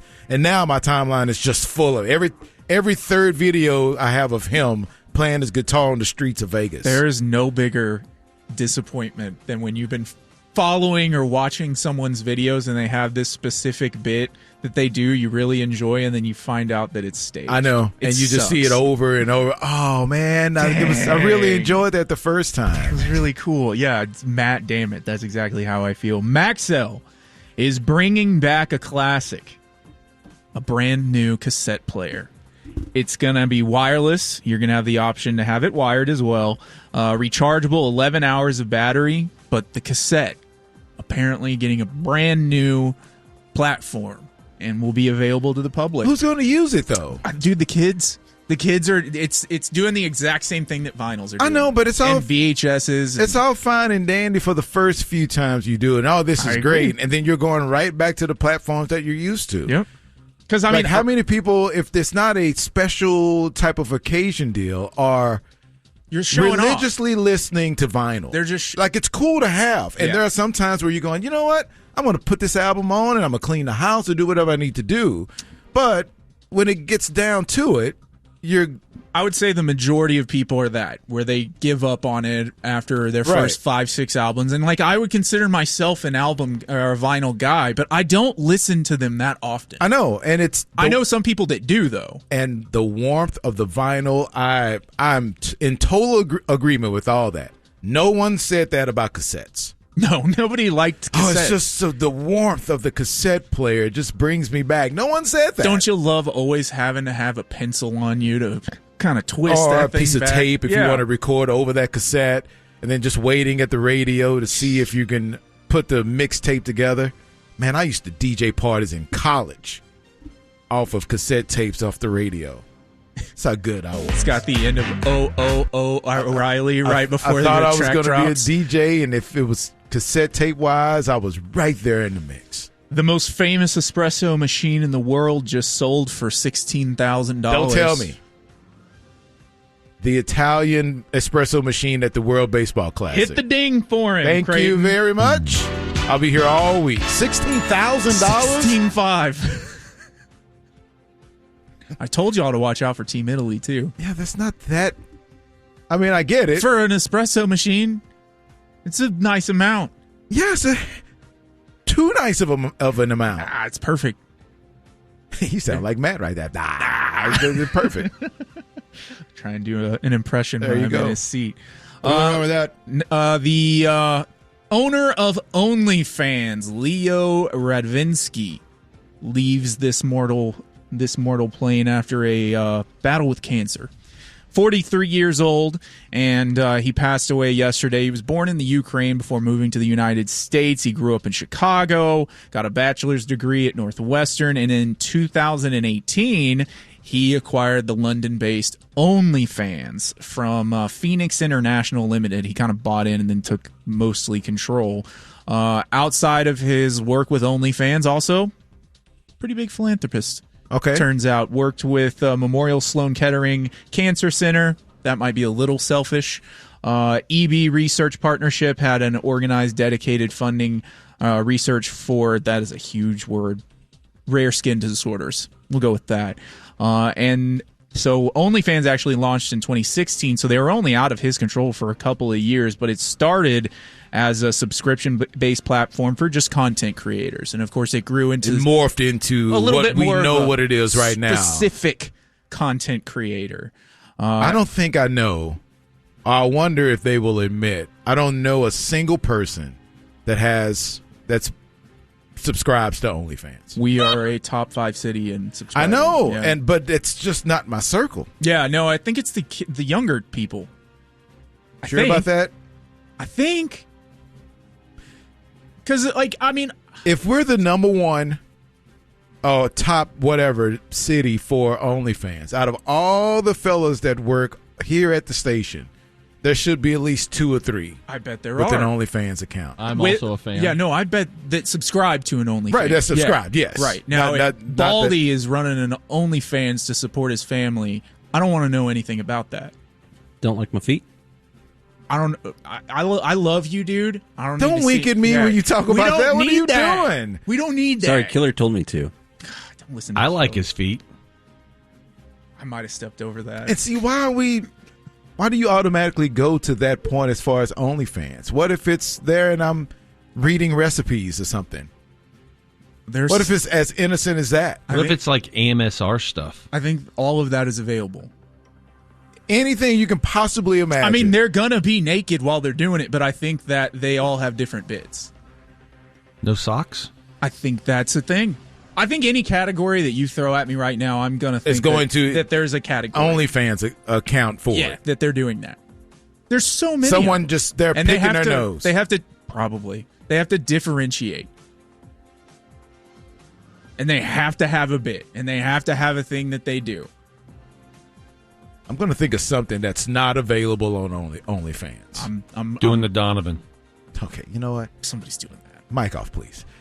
It's 10:50. It's God, you told him to turn his mic off. He knows why too. He's not even upset. He understands why the hell I said that, I don't look at and he him. gets it. He's about to fall out of his That's chair. why his mic is off, because he You knows guys can do your that he show. earned that. He earned that the best way. I don't know what you've heard about G, but he's with the Sweet Spot 1 to 3. He and Ham love the BBC. It's the afternoon JUB. I don't know what you've heard about G, but he's with the Sweet Spot 1 to 3. He's gonna help deport Bad Bunny. It's the afternoon JUB. 2:40 on the Sweet Spot. It feels so good to hear that theme song yet again. So let's go to the miracle of the internet and connect with one Texas Radio Hall of Famer, 1/3 of the Morning Musers. You can also hear him on The Musers, the podcast. It's our friend George Dunham. Hi, Georgie. Yeah, Sweet Spot. Welcome back to the Sweet Spot. Welcome back from spring break. It's nice to hear our musers in the morning. And I've missed you guys. Do you feel refreshed and revigored? Yeah, I do. It is interesting. The first week back is always different. Getting your sea legs underneath you. Yeah, trying to. Gordo and I were talking about it the other day. It's weird. We've been doing this for so long, but if you're off for a week or two and you come back, at least I feel this way. It's like I've never done radio before. Mm-hmm. It's really strange. Interesting. But we're trying to fake our way through it, and yeah, it's good to be back. I think you'd be proud of us because we spread the word of the mango moose in Arizona. We're making that a thing now. How are the frozen awesomes in Arizona? They're fine. Yeah. Yeah. Okay. Maybe not as great as here, but we did go to a place that had a frozen mango margarita. I ordered a mango mousse, and the waitress just kind of looked at me like, what? A what? She looks at you like, huh? And then 90 minutes later, she comes back. She's like, hey, I have to ask, what is the mango mousse from? Are you guys from Canada or something? We're like, oh, no, it's our friend George. No. If you know, you know, Yeah. Okay? Yeah. You know, if you don't know, we don't have to explain. I think it's catching on, though. But she was genuinely interested in your story. Yeah. And you had a perfect in with her, and you just really you let that tumbleweed roll by. Like, come on, dude, we're out of town. Man of mystery. I got to keep her thinking, you know. I'll leave town, and she'll just be like, that guy thought he was from Canada, but he's from Texas, and he was talking about mango mousses. So if we go back next year, she'll remember. Maybe, but she's thinking about you every time she has to slog one of those to a table. Exactly. Right? Yeah. Did you know in Texas they call these mango mousses? And she probably would have believed me if I went with that. And then it's catching on. It's catching on nationwide. Everywhere we go. It's the mango mousse from now on. Maybe that's the deal, Mino, is you just start ordering, exotic drinks, and that will draw interest. Like, oh, what is that?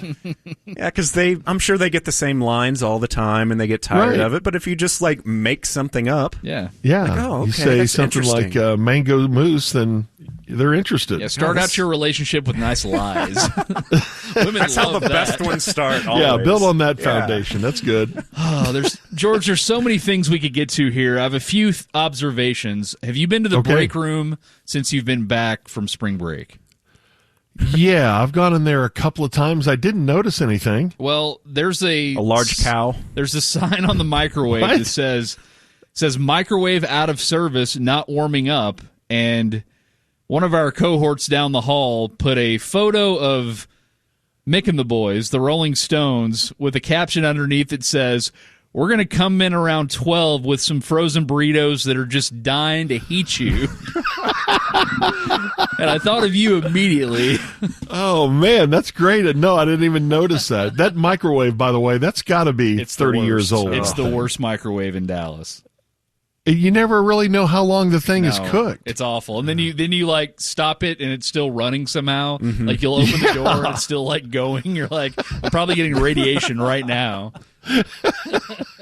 Yeah, we probably need a new microwave. I don't know if it's the best time to purchase one right now, given the status of things, but everything's still going to be normal, right? We'll put that one down as a purchase when we're ready. How about that? Okay. What will we get first, a new microwave or new TVs? Ooh, I'll go microwave. Yeah. Okay. Those TVs are never changing. The TVs still technically work while the microwave does not. Yeah, no. I think we'll get a new microwave. We'll just add that to the debt. We'll put it on credit. The creditors are like, whoa. Let's just have a day where we just go Office Space, where we take the 4 TVs and the 2 microwaves, and we just take them out to a field and just beat them to death with a baseball bat. I love it. Yeah. Then Dan Bennett shows up. What are you guys doing exactly? Here, Dan. Is that a baseball bat? You hand him a Louisville Slugger. Yeah. Go for it, Dan. Yeah, give Dan a couple swings at it. He'd do it. He hates that microwave. Also, I'm listening to the Invasion mix with my musers, and you threw your shoulder out by throwing a Nerf ball at a turkey vulture. What the hell? Isn't that the craziest thing you've ever heard? Okay, first off, a Nerf ball.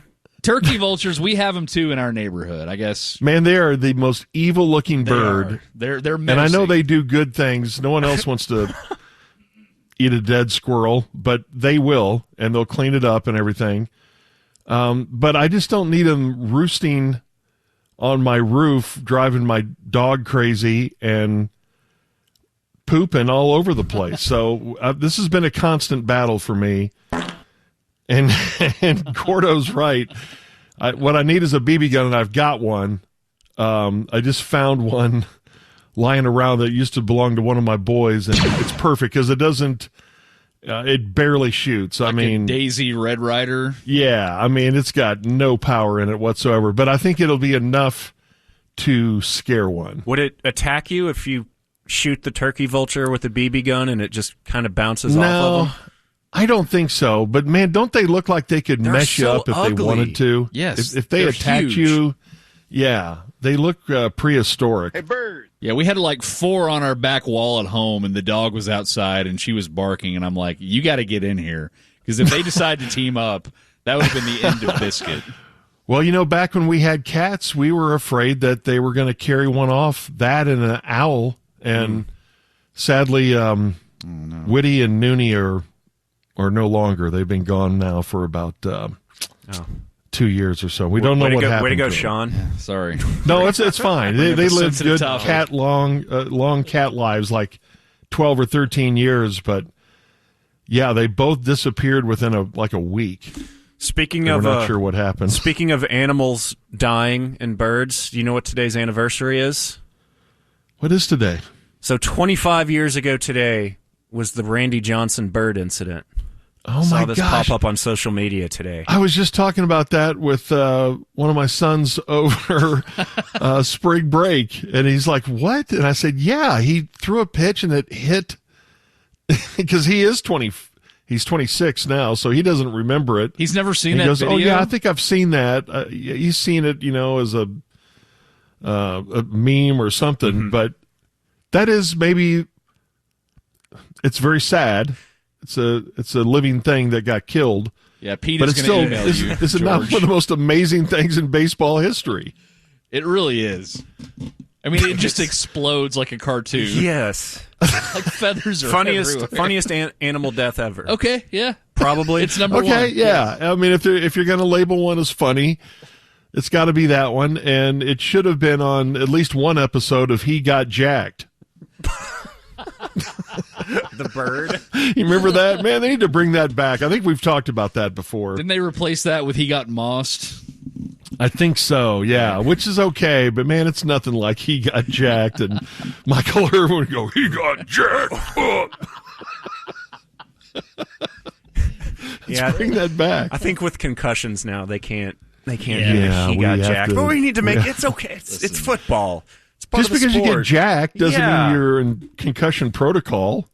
Just Means do you it got with jacked. birds. So you're on the side of Scadaboo here, is what I'm hearing. Yeah. Well, yeah, not that far. I don't think we need to be messing with that, but Or you could do He we Got do Jacked need to with- bring back He Got Jacked. You could There's just no do it doubt with about that. another thing that has nothing to do with football. Right. Yeah. Yeah. Like a heated rivalry type thing. Michael Irvin hosts that once a week. Oh, man. He got jacked. Oh. Up. Oh, no. There's a visual. Oh, man. Goodness. Man, we used to look forward to that on Monday night. My kids and I used to gather around and watch He Got Jacked. Father of the year, man. I know. Is it wrong? I was probably not a very good dad. Is it wrong that I backed up the Moses Moody knee incident last night for my 15-year-old to watch? I was like, hey, come watch this. What's going on? Did you see that last night? Yeah, that's not something to show the kids. Well, they're going to have to see it. They're probably not going to have to see that at some point, but I had a loud reaction. She wondered what happened. I'm like, okay, fine. If you want to see this here. And it was like 11:30 at night before she went to bed. Little nightmare fuel. Because I think we all remember the first gruesome injury we see on TV. like in Yeah. professional sporting events. Napoleon McCallum for me, yeah. Monday Night Football. I didn't see that live, but for some reason, it was like an NFL Films or something that showed a replay of it, and it's like the dude's leg was all tangled. He was bent over it. Were you guys watching? You're probably too young. You probably weren't watching Joe Theismann, were you? Not live, but yeah, I've definitely seen the replay. You saw that live? Oh, yeah. Folded up like a lawn chair. That was the worst one.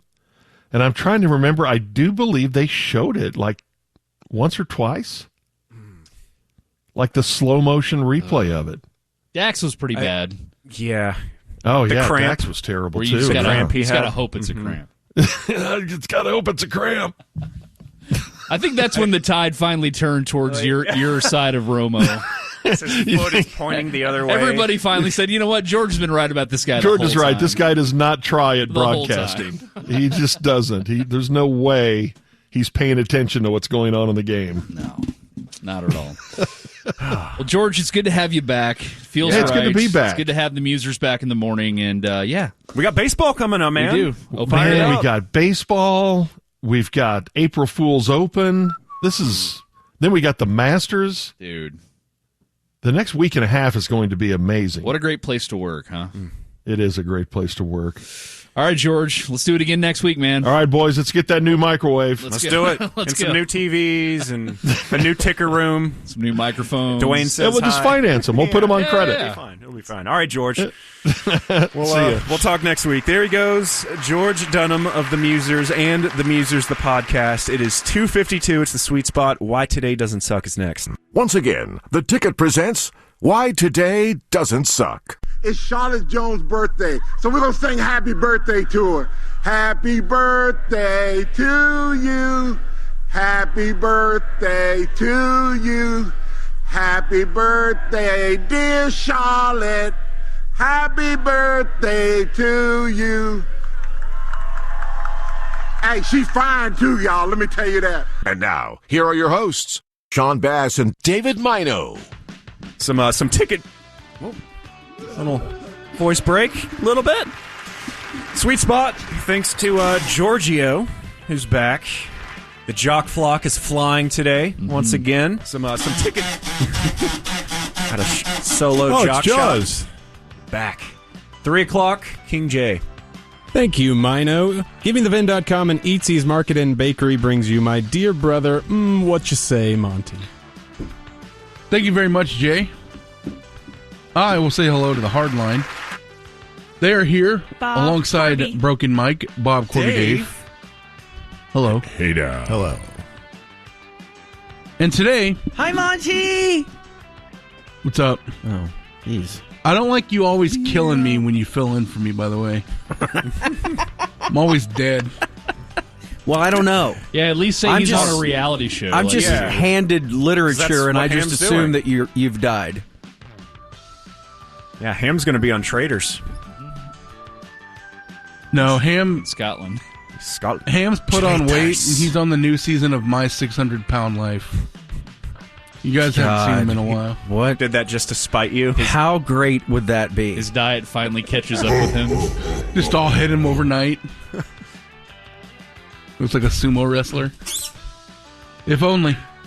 Well, today is Tuesday, March 24th, the 83rd day of 2026. 282 days are left in the year. It is National Cheesesteak Day. All right. Okay. So if you want a really gross sandwich, go have that. No. Now, I will say this. I'm not a fan of the actual Philly cheesesteak. Like with cheese whiz and with stuff? the whiz, no, Yeah. you got to get it with the provolone. Yeah. But Get the Texas cheesesteak. like what jalapenos. Texadelphia does, Heck yeah. that's the jam right there. So you want like a rowlette version of the Philly cheesesteak. I mean, Have you had one in Philly? Like, I you have. I've gone had one of into- the Pats. and you didn't find it Ishka likable? Bibbles? it was fine. Pats and what's the other one? Ishka Bibbles? Gino's. Gino's. Gino's, yeah. That's right across the street. Yes. A little soggy. You know? They're just... I thought they were pretty good. I think if I have to say something nice about Philadelphia, I might. You like their... Might say the sandwich was yummy. And the people that make them are all mean. They're yelling at you, asking what you want. Philadelphia. They're mad about Andy Reid. Yeah. A lot of gold chains, a lot of Macs. A lot of Macs. Yeah. It is also National Upset about Larry Boa. National Cocktail Day. Really? What are you doing about this boa? I don't know what you want. It's National Cocktail Day. I gotta have one. Get him out of town. On this date in the year 1944, more than 75 Allied prisoners undertook a daring escape from a POW camp in Germany. Though most were eventually recaptured, it inspired the movie The Great Escape, starring I thought you were Steve going to say McQueen. Hogan's Heroes. How many of my traveling party here at the radio station have seen The Great Escape? I have seen Hogan's Heroes. Okay, If that counts. Doesn't count. Oh, okay. This was a childhood pleasure of mine that I've Gross. seen maybe 10 times. Not that type. Keep it to yourself. You pleasure yourself in It's this movie? weird that POW camps is what got you off. I hope you can escape. Don't keep shit. Oh my God! Oh man, He got jacked. Are you gonna escape more? Steve McQueen. I'm almost there. James Garner. Can you close Charles the door Bronson, for a second? okay? Yeah, dude, it's based on a true story. It is one of the, I don't know where it ranks as far as best movies of this world, but it's in there. I think, is that the one with John Candy and Dan Aykroyd? Or am I thinking of a different Thinking movie? of Neighbors. Canadian bacon. And now our winner tonight for best things in this world. No, I'm thinking of The Great Outdoors. Sorry. The envelope, please. Let's see. What did we win Oscar-wise? Dude, 94% Rotten Tomatoes. It's so good. It's on Tubi. I can go home and watch it. You need to watch it. It's How's long. the, What a brag. how's the Tubi, your CGI coffee's in there? ready. Tubi's free. I can go home and watch Tubi anytime I want. For free. Should have got Download it first, but How would you compare it to Avatar? 12 nominations, only Totally 3 different wins. movies. What kicked its ass? It is a totally different movie. In 1972, The Godfather, starring a young Al Pacino, Marlon Brando, and James Caan, opened in theaters. That's up there on the movies of this world. Yeah, that is. Oh, Lawrence of Arabia won. Come on, man. Boring. It's over there. A lot of sand in that. So much sand. And God, our promo guy. we saw the. It's not him. That's a very inside joke. It has Ben Kenobi in it. it's a joke for 10. Hey, man, but good to see you. It's a good joke. Dave, I imagine you saw the same trailers Lots I of did. fist bumps in this movie. Yes. When you saw Project Hail Mary. Was Dune 3 one of them? I did not see most of the previews because I was running late. Oh. Our next category, movies about sand. Our winner tonight. Dune again. Did they turn the E around in Dune to make it look like a 3 for Dune 3? God, you should have Brilliant. produced the trailer. Bruh. Look into it. In the year 1989, the supertanker Exxon Valdez ran aground on a reef in Alaska's Prince William Sound and began leaking an estimated 11 million gallons of oil. Is there anything sadder than seeing like a covered seagull in oil? That's when they discovered that Dawn works great on little ducklings. We need to golf for them. Figure out some kind of way to get back on the course to clean up That's how birds. Corby and Bob give back is by playing golf. Do you think your wife would buy a second trip to Lajitas, and this time it's for oil-stricken birds from 35 years ago? 37 years ago? Man, that oil spill looks so sad. Give me my clubs. The great grandchildren of those birds. God, I don't know what to do. We have to make this right. You know what? Let me clean my 9-iron real Let's quick. go play 18 and figure it out. How much of this entry fee is tax deductible? You know what? We'll even walk the course this time. Well, not down there. Yeah. The birds would want it that way. Yeah. On this date in the year 2001, in a spring training game between the Diamondbacks and Giants, starter Randy Johnson throws a pitch that strikes and likely kills a dove Again. midair. We could do a whole golf tournament for that bird. For dead birds. Like a Okay, I think you GoFundMe could for its family. Kill a bird with a baseball. You couldn't even ruin the bird's day. It'd be perfectly fine. And in the year 2005, the American version of the UK television comedy The Office premieres on NBC. Mm-hmm. Sod was never the same. Word for word. P1 birthdays. Happy 40th birthday to my son Kevin, an OSU graduate. Kevin. Kevbot. He's a Lockheed executive and the sole Democrat in Fort Worth from Smiley Vol.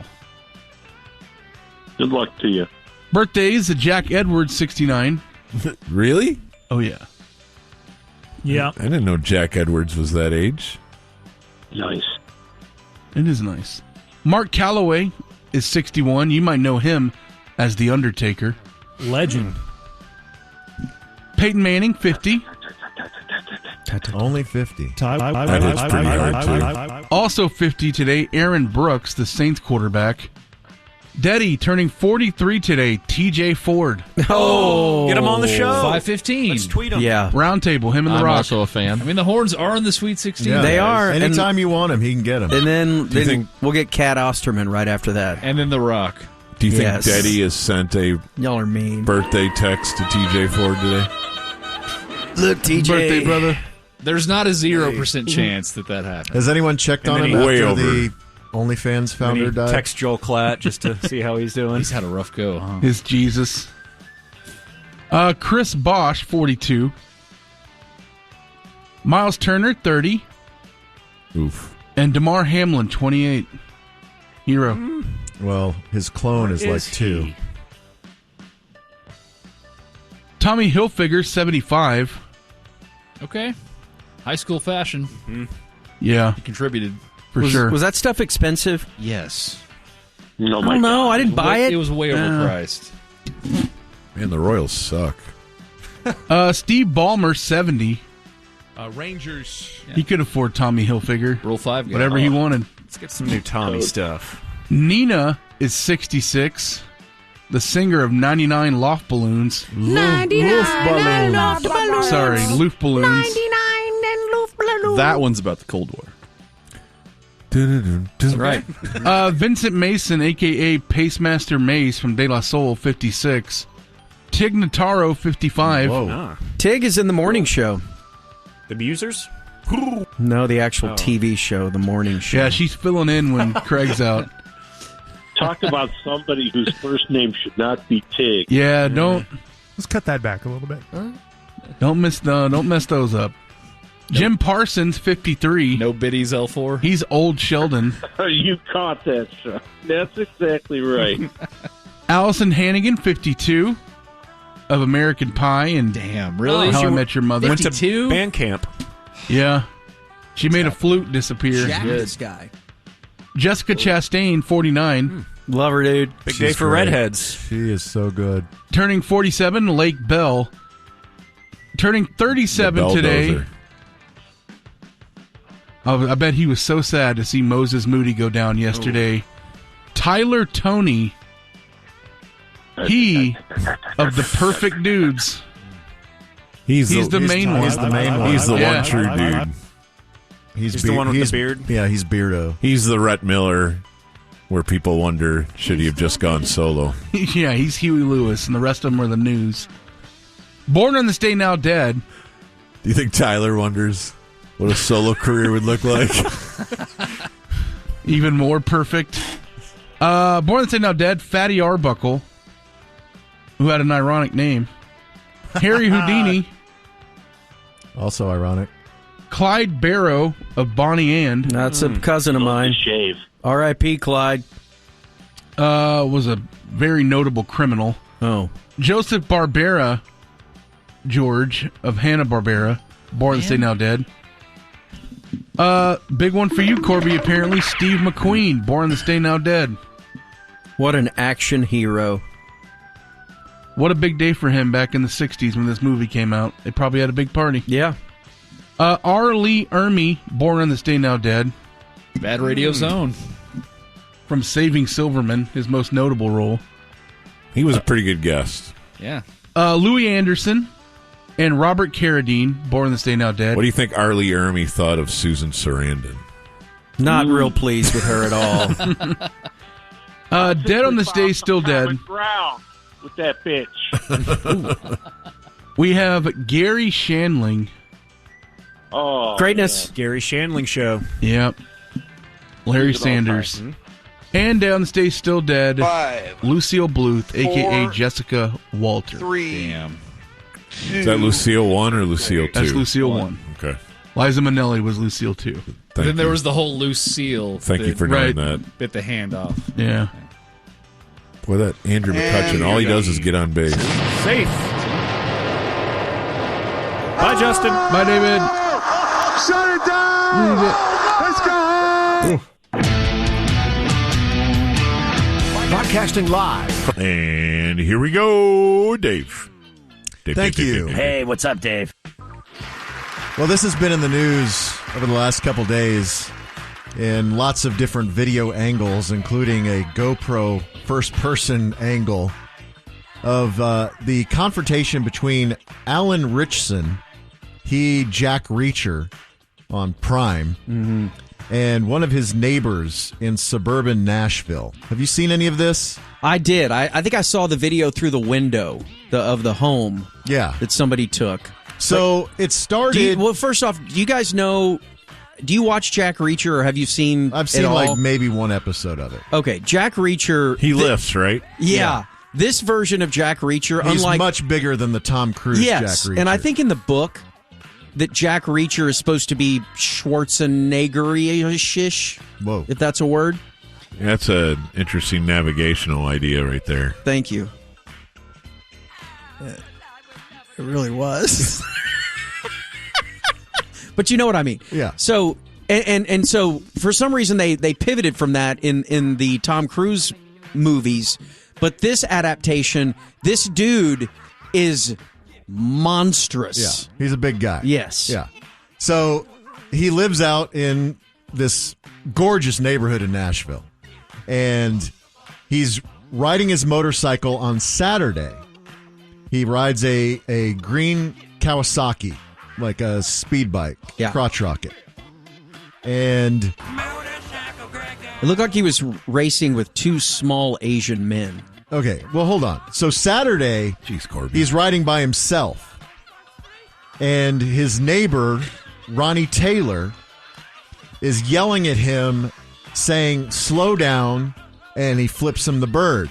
And Alan Ritchson flips him the bird back, and that's it.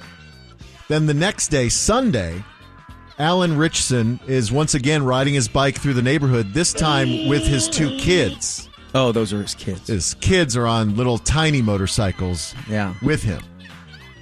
And little Altuves. So they are going once again by this guy, Ronnie Taylor's house. And this time, instead of just yelling from his driveway or his lawn, he actually walks out into the roadway and blocks Alan Ritchson, like grabs his handlebars and basically knocks the bike over. And so Alan Ritchson gets up like, what the F, bro? He's like, I should have run you over. You don't do that kind of crap. And he's like, you are causing a nuisance. You're driving too fast. You're driving too loud. And so Ritchson, for his part, tries to get back on his bike and drive away. And the guy pushes him down again, at which point Ritchson just beats the crap out of this guy. Do you think if you play a badass on TV that you're more inclined to think that you are an actual badass?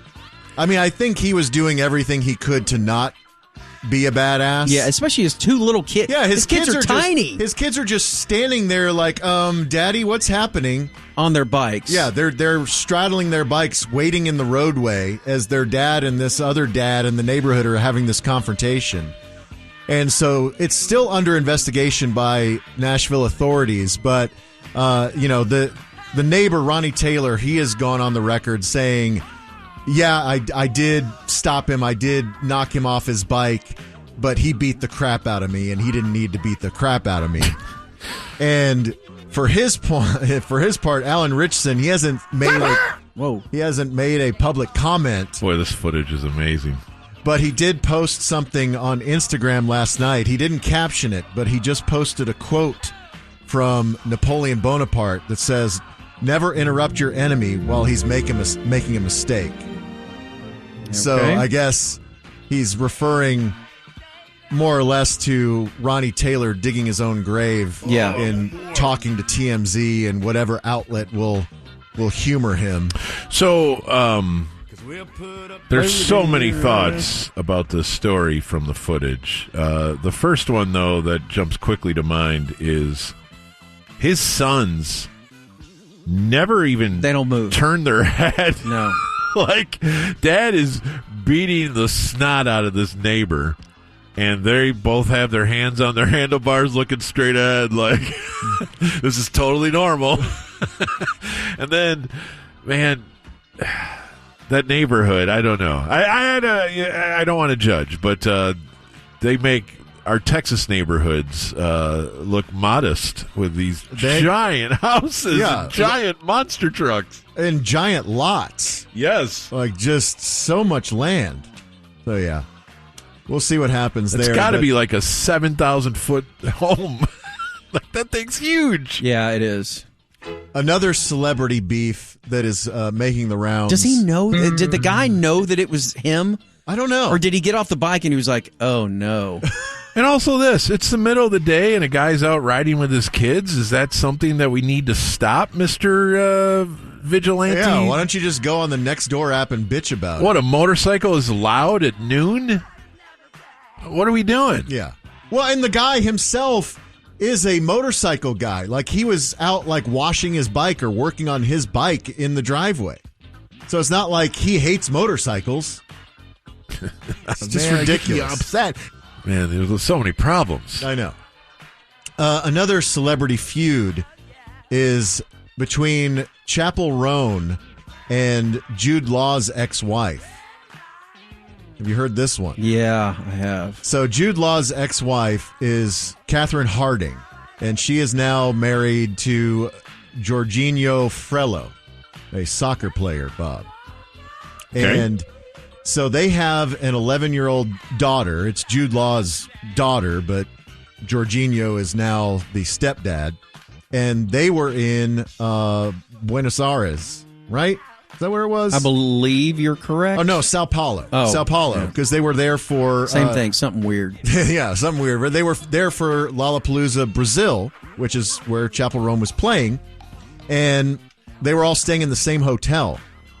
And so Jude Law's daughter, 11-year-old daughter, she thinks she sees Chappell Roan as they're eating breakfast. And so she gets up and walks by Chappell Roan's table and smiles, and then comes back and sits down with her mom and says it was her. It was her. You know, she's not wearing her makeup and stuff, but, you know, I just wanted to confirm that I saw her. So then a large and intimidating security guard comes over to the table and starts dressing down Jude Law's ex-wife and his daughter. Who's the husband? Jorginho Frello. Yeah, okay. Yeah. See, when you said large person came over to the table, I'm like, man, Jorginho's tiny, isn't he? I don't think Jorginho was with them. Oh, okay, okay. It's just mom and daughter. So this security guard comes over and starts berating and scolding the 11-year-old and the mom. Like, why are you allowing your daughter to harass people at brunch? And you don't need to be talking to people or making a spectacle of people as they're trying to enjoy their time at this Their hotel. privacy. And so, and Frello says that his daughter was extremely shaken and was crying all day, and that they canceled their plans. They didn't even go to Lollapalooza to see Chappell Roan, that she was so beside herself. And so Chappell Roan has now had to come and say that I didn't even see a woman and child. No one came up to me. No one bothered me. I didn't ask the security guard to go up and talk to this mother and child. I did not. They didn't come up to me. They weren't doing anything. It's unfair for security to just assume someone doesn't have good intentions when they believe there's no reason to believe that there was any action even taken. So she's like, I don't know why they were scolding her. I didn't tell them to. And then she had to go on and say, I do not hate people who are fans of my music. I do not hate children. I'm sorry to the mother and child that someone was assuming something. You didn't deserve that. So people online were saying, you know, she just hates her own fans. Yeah, because she's had run-ins with paparazzi, but she's also had run-ins with fans who have been like too aggressive, trying to get her to acknowledge them or get her to sign things. What a stupid bitch. And she's had a hard time dealing with fame because she was shot out of a cannon. She went from being a nobody to being a huge superstar. Yep. But in this case, it does seem like it was either her security guard or hotel security guard that got extremely overzealous.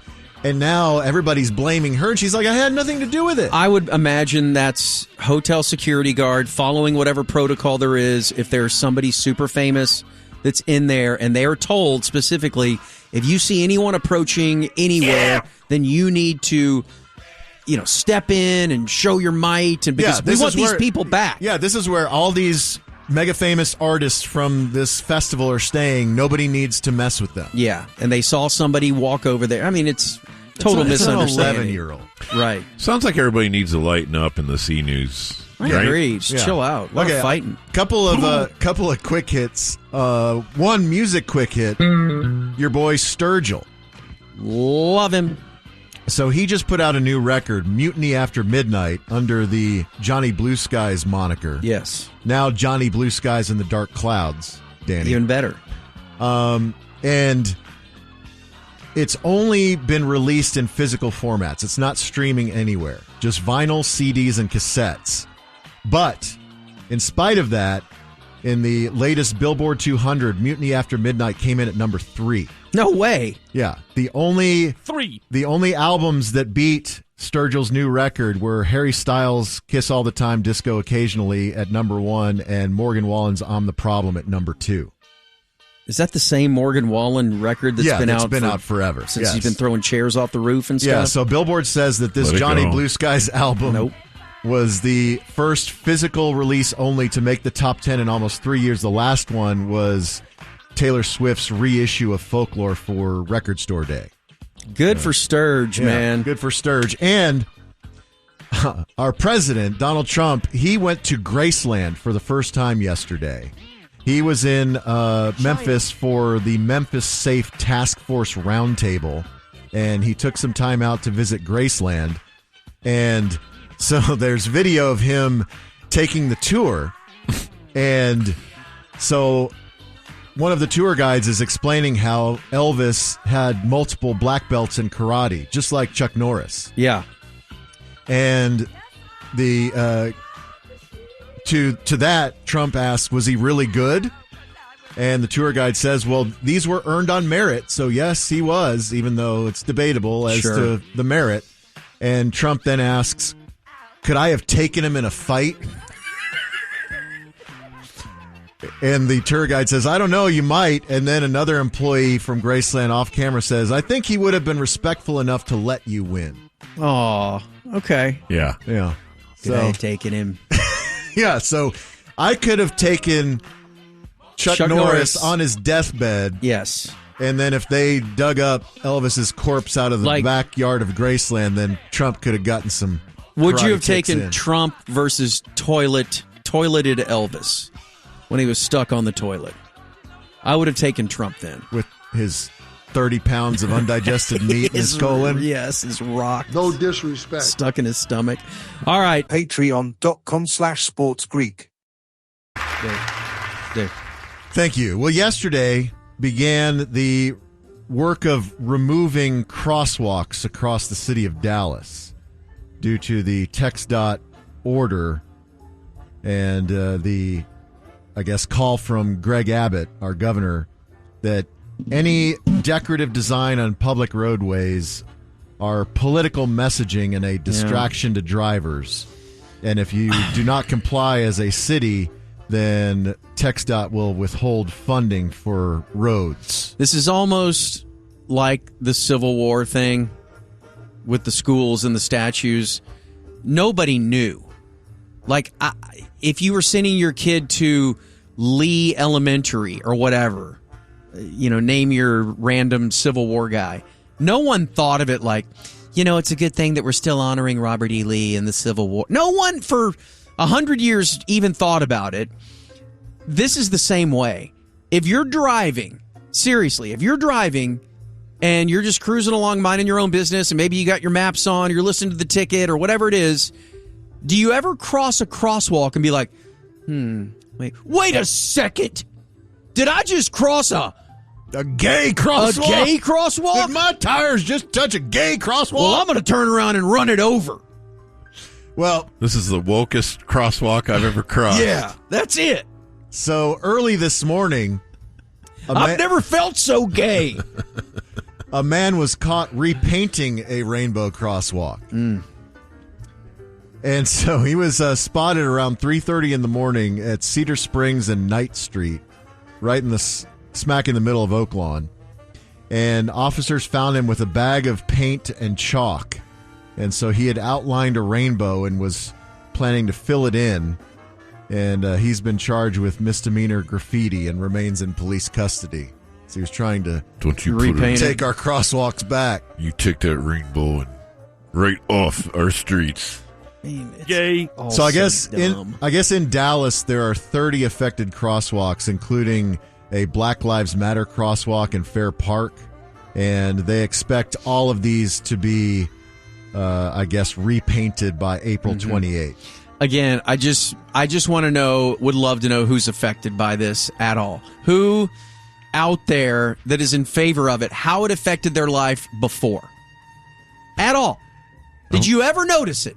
Libs. I'm going to paint a stick to sports crosswalk and see how long that can last. I'm going to paint shut up and dribble.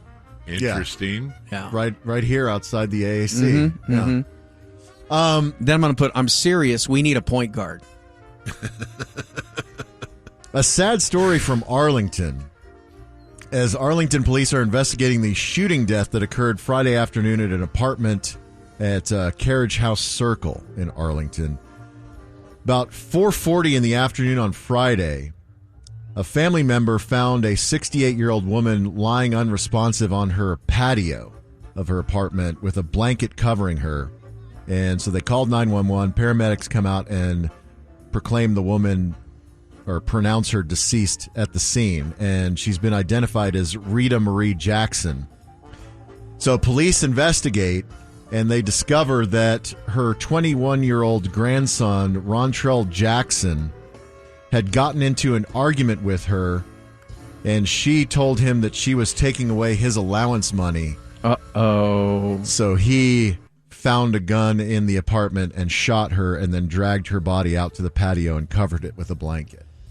You know, we've had too many stories of mommy and daddy type arguments with kids and grandkids and the kids or the grandparents. We've had a story where a grandpa or grandma took it to one of the kids, like a mom, I believe. We had one that was a mom that was claiming that the daughter the adult daughter who was living with her was stealing her alcohol. Yeah. And so she shot her. I mean, bro, don't touch my booze. That's my stash. Yeah.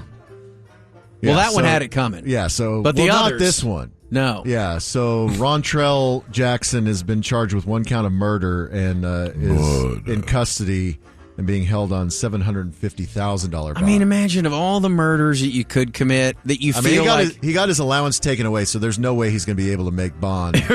Right.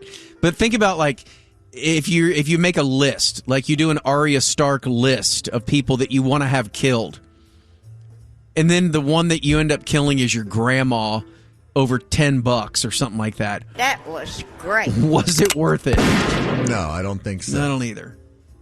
How often do you think was it worth it is asked in jails?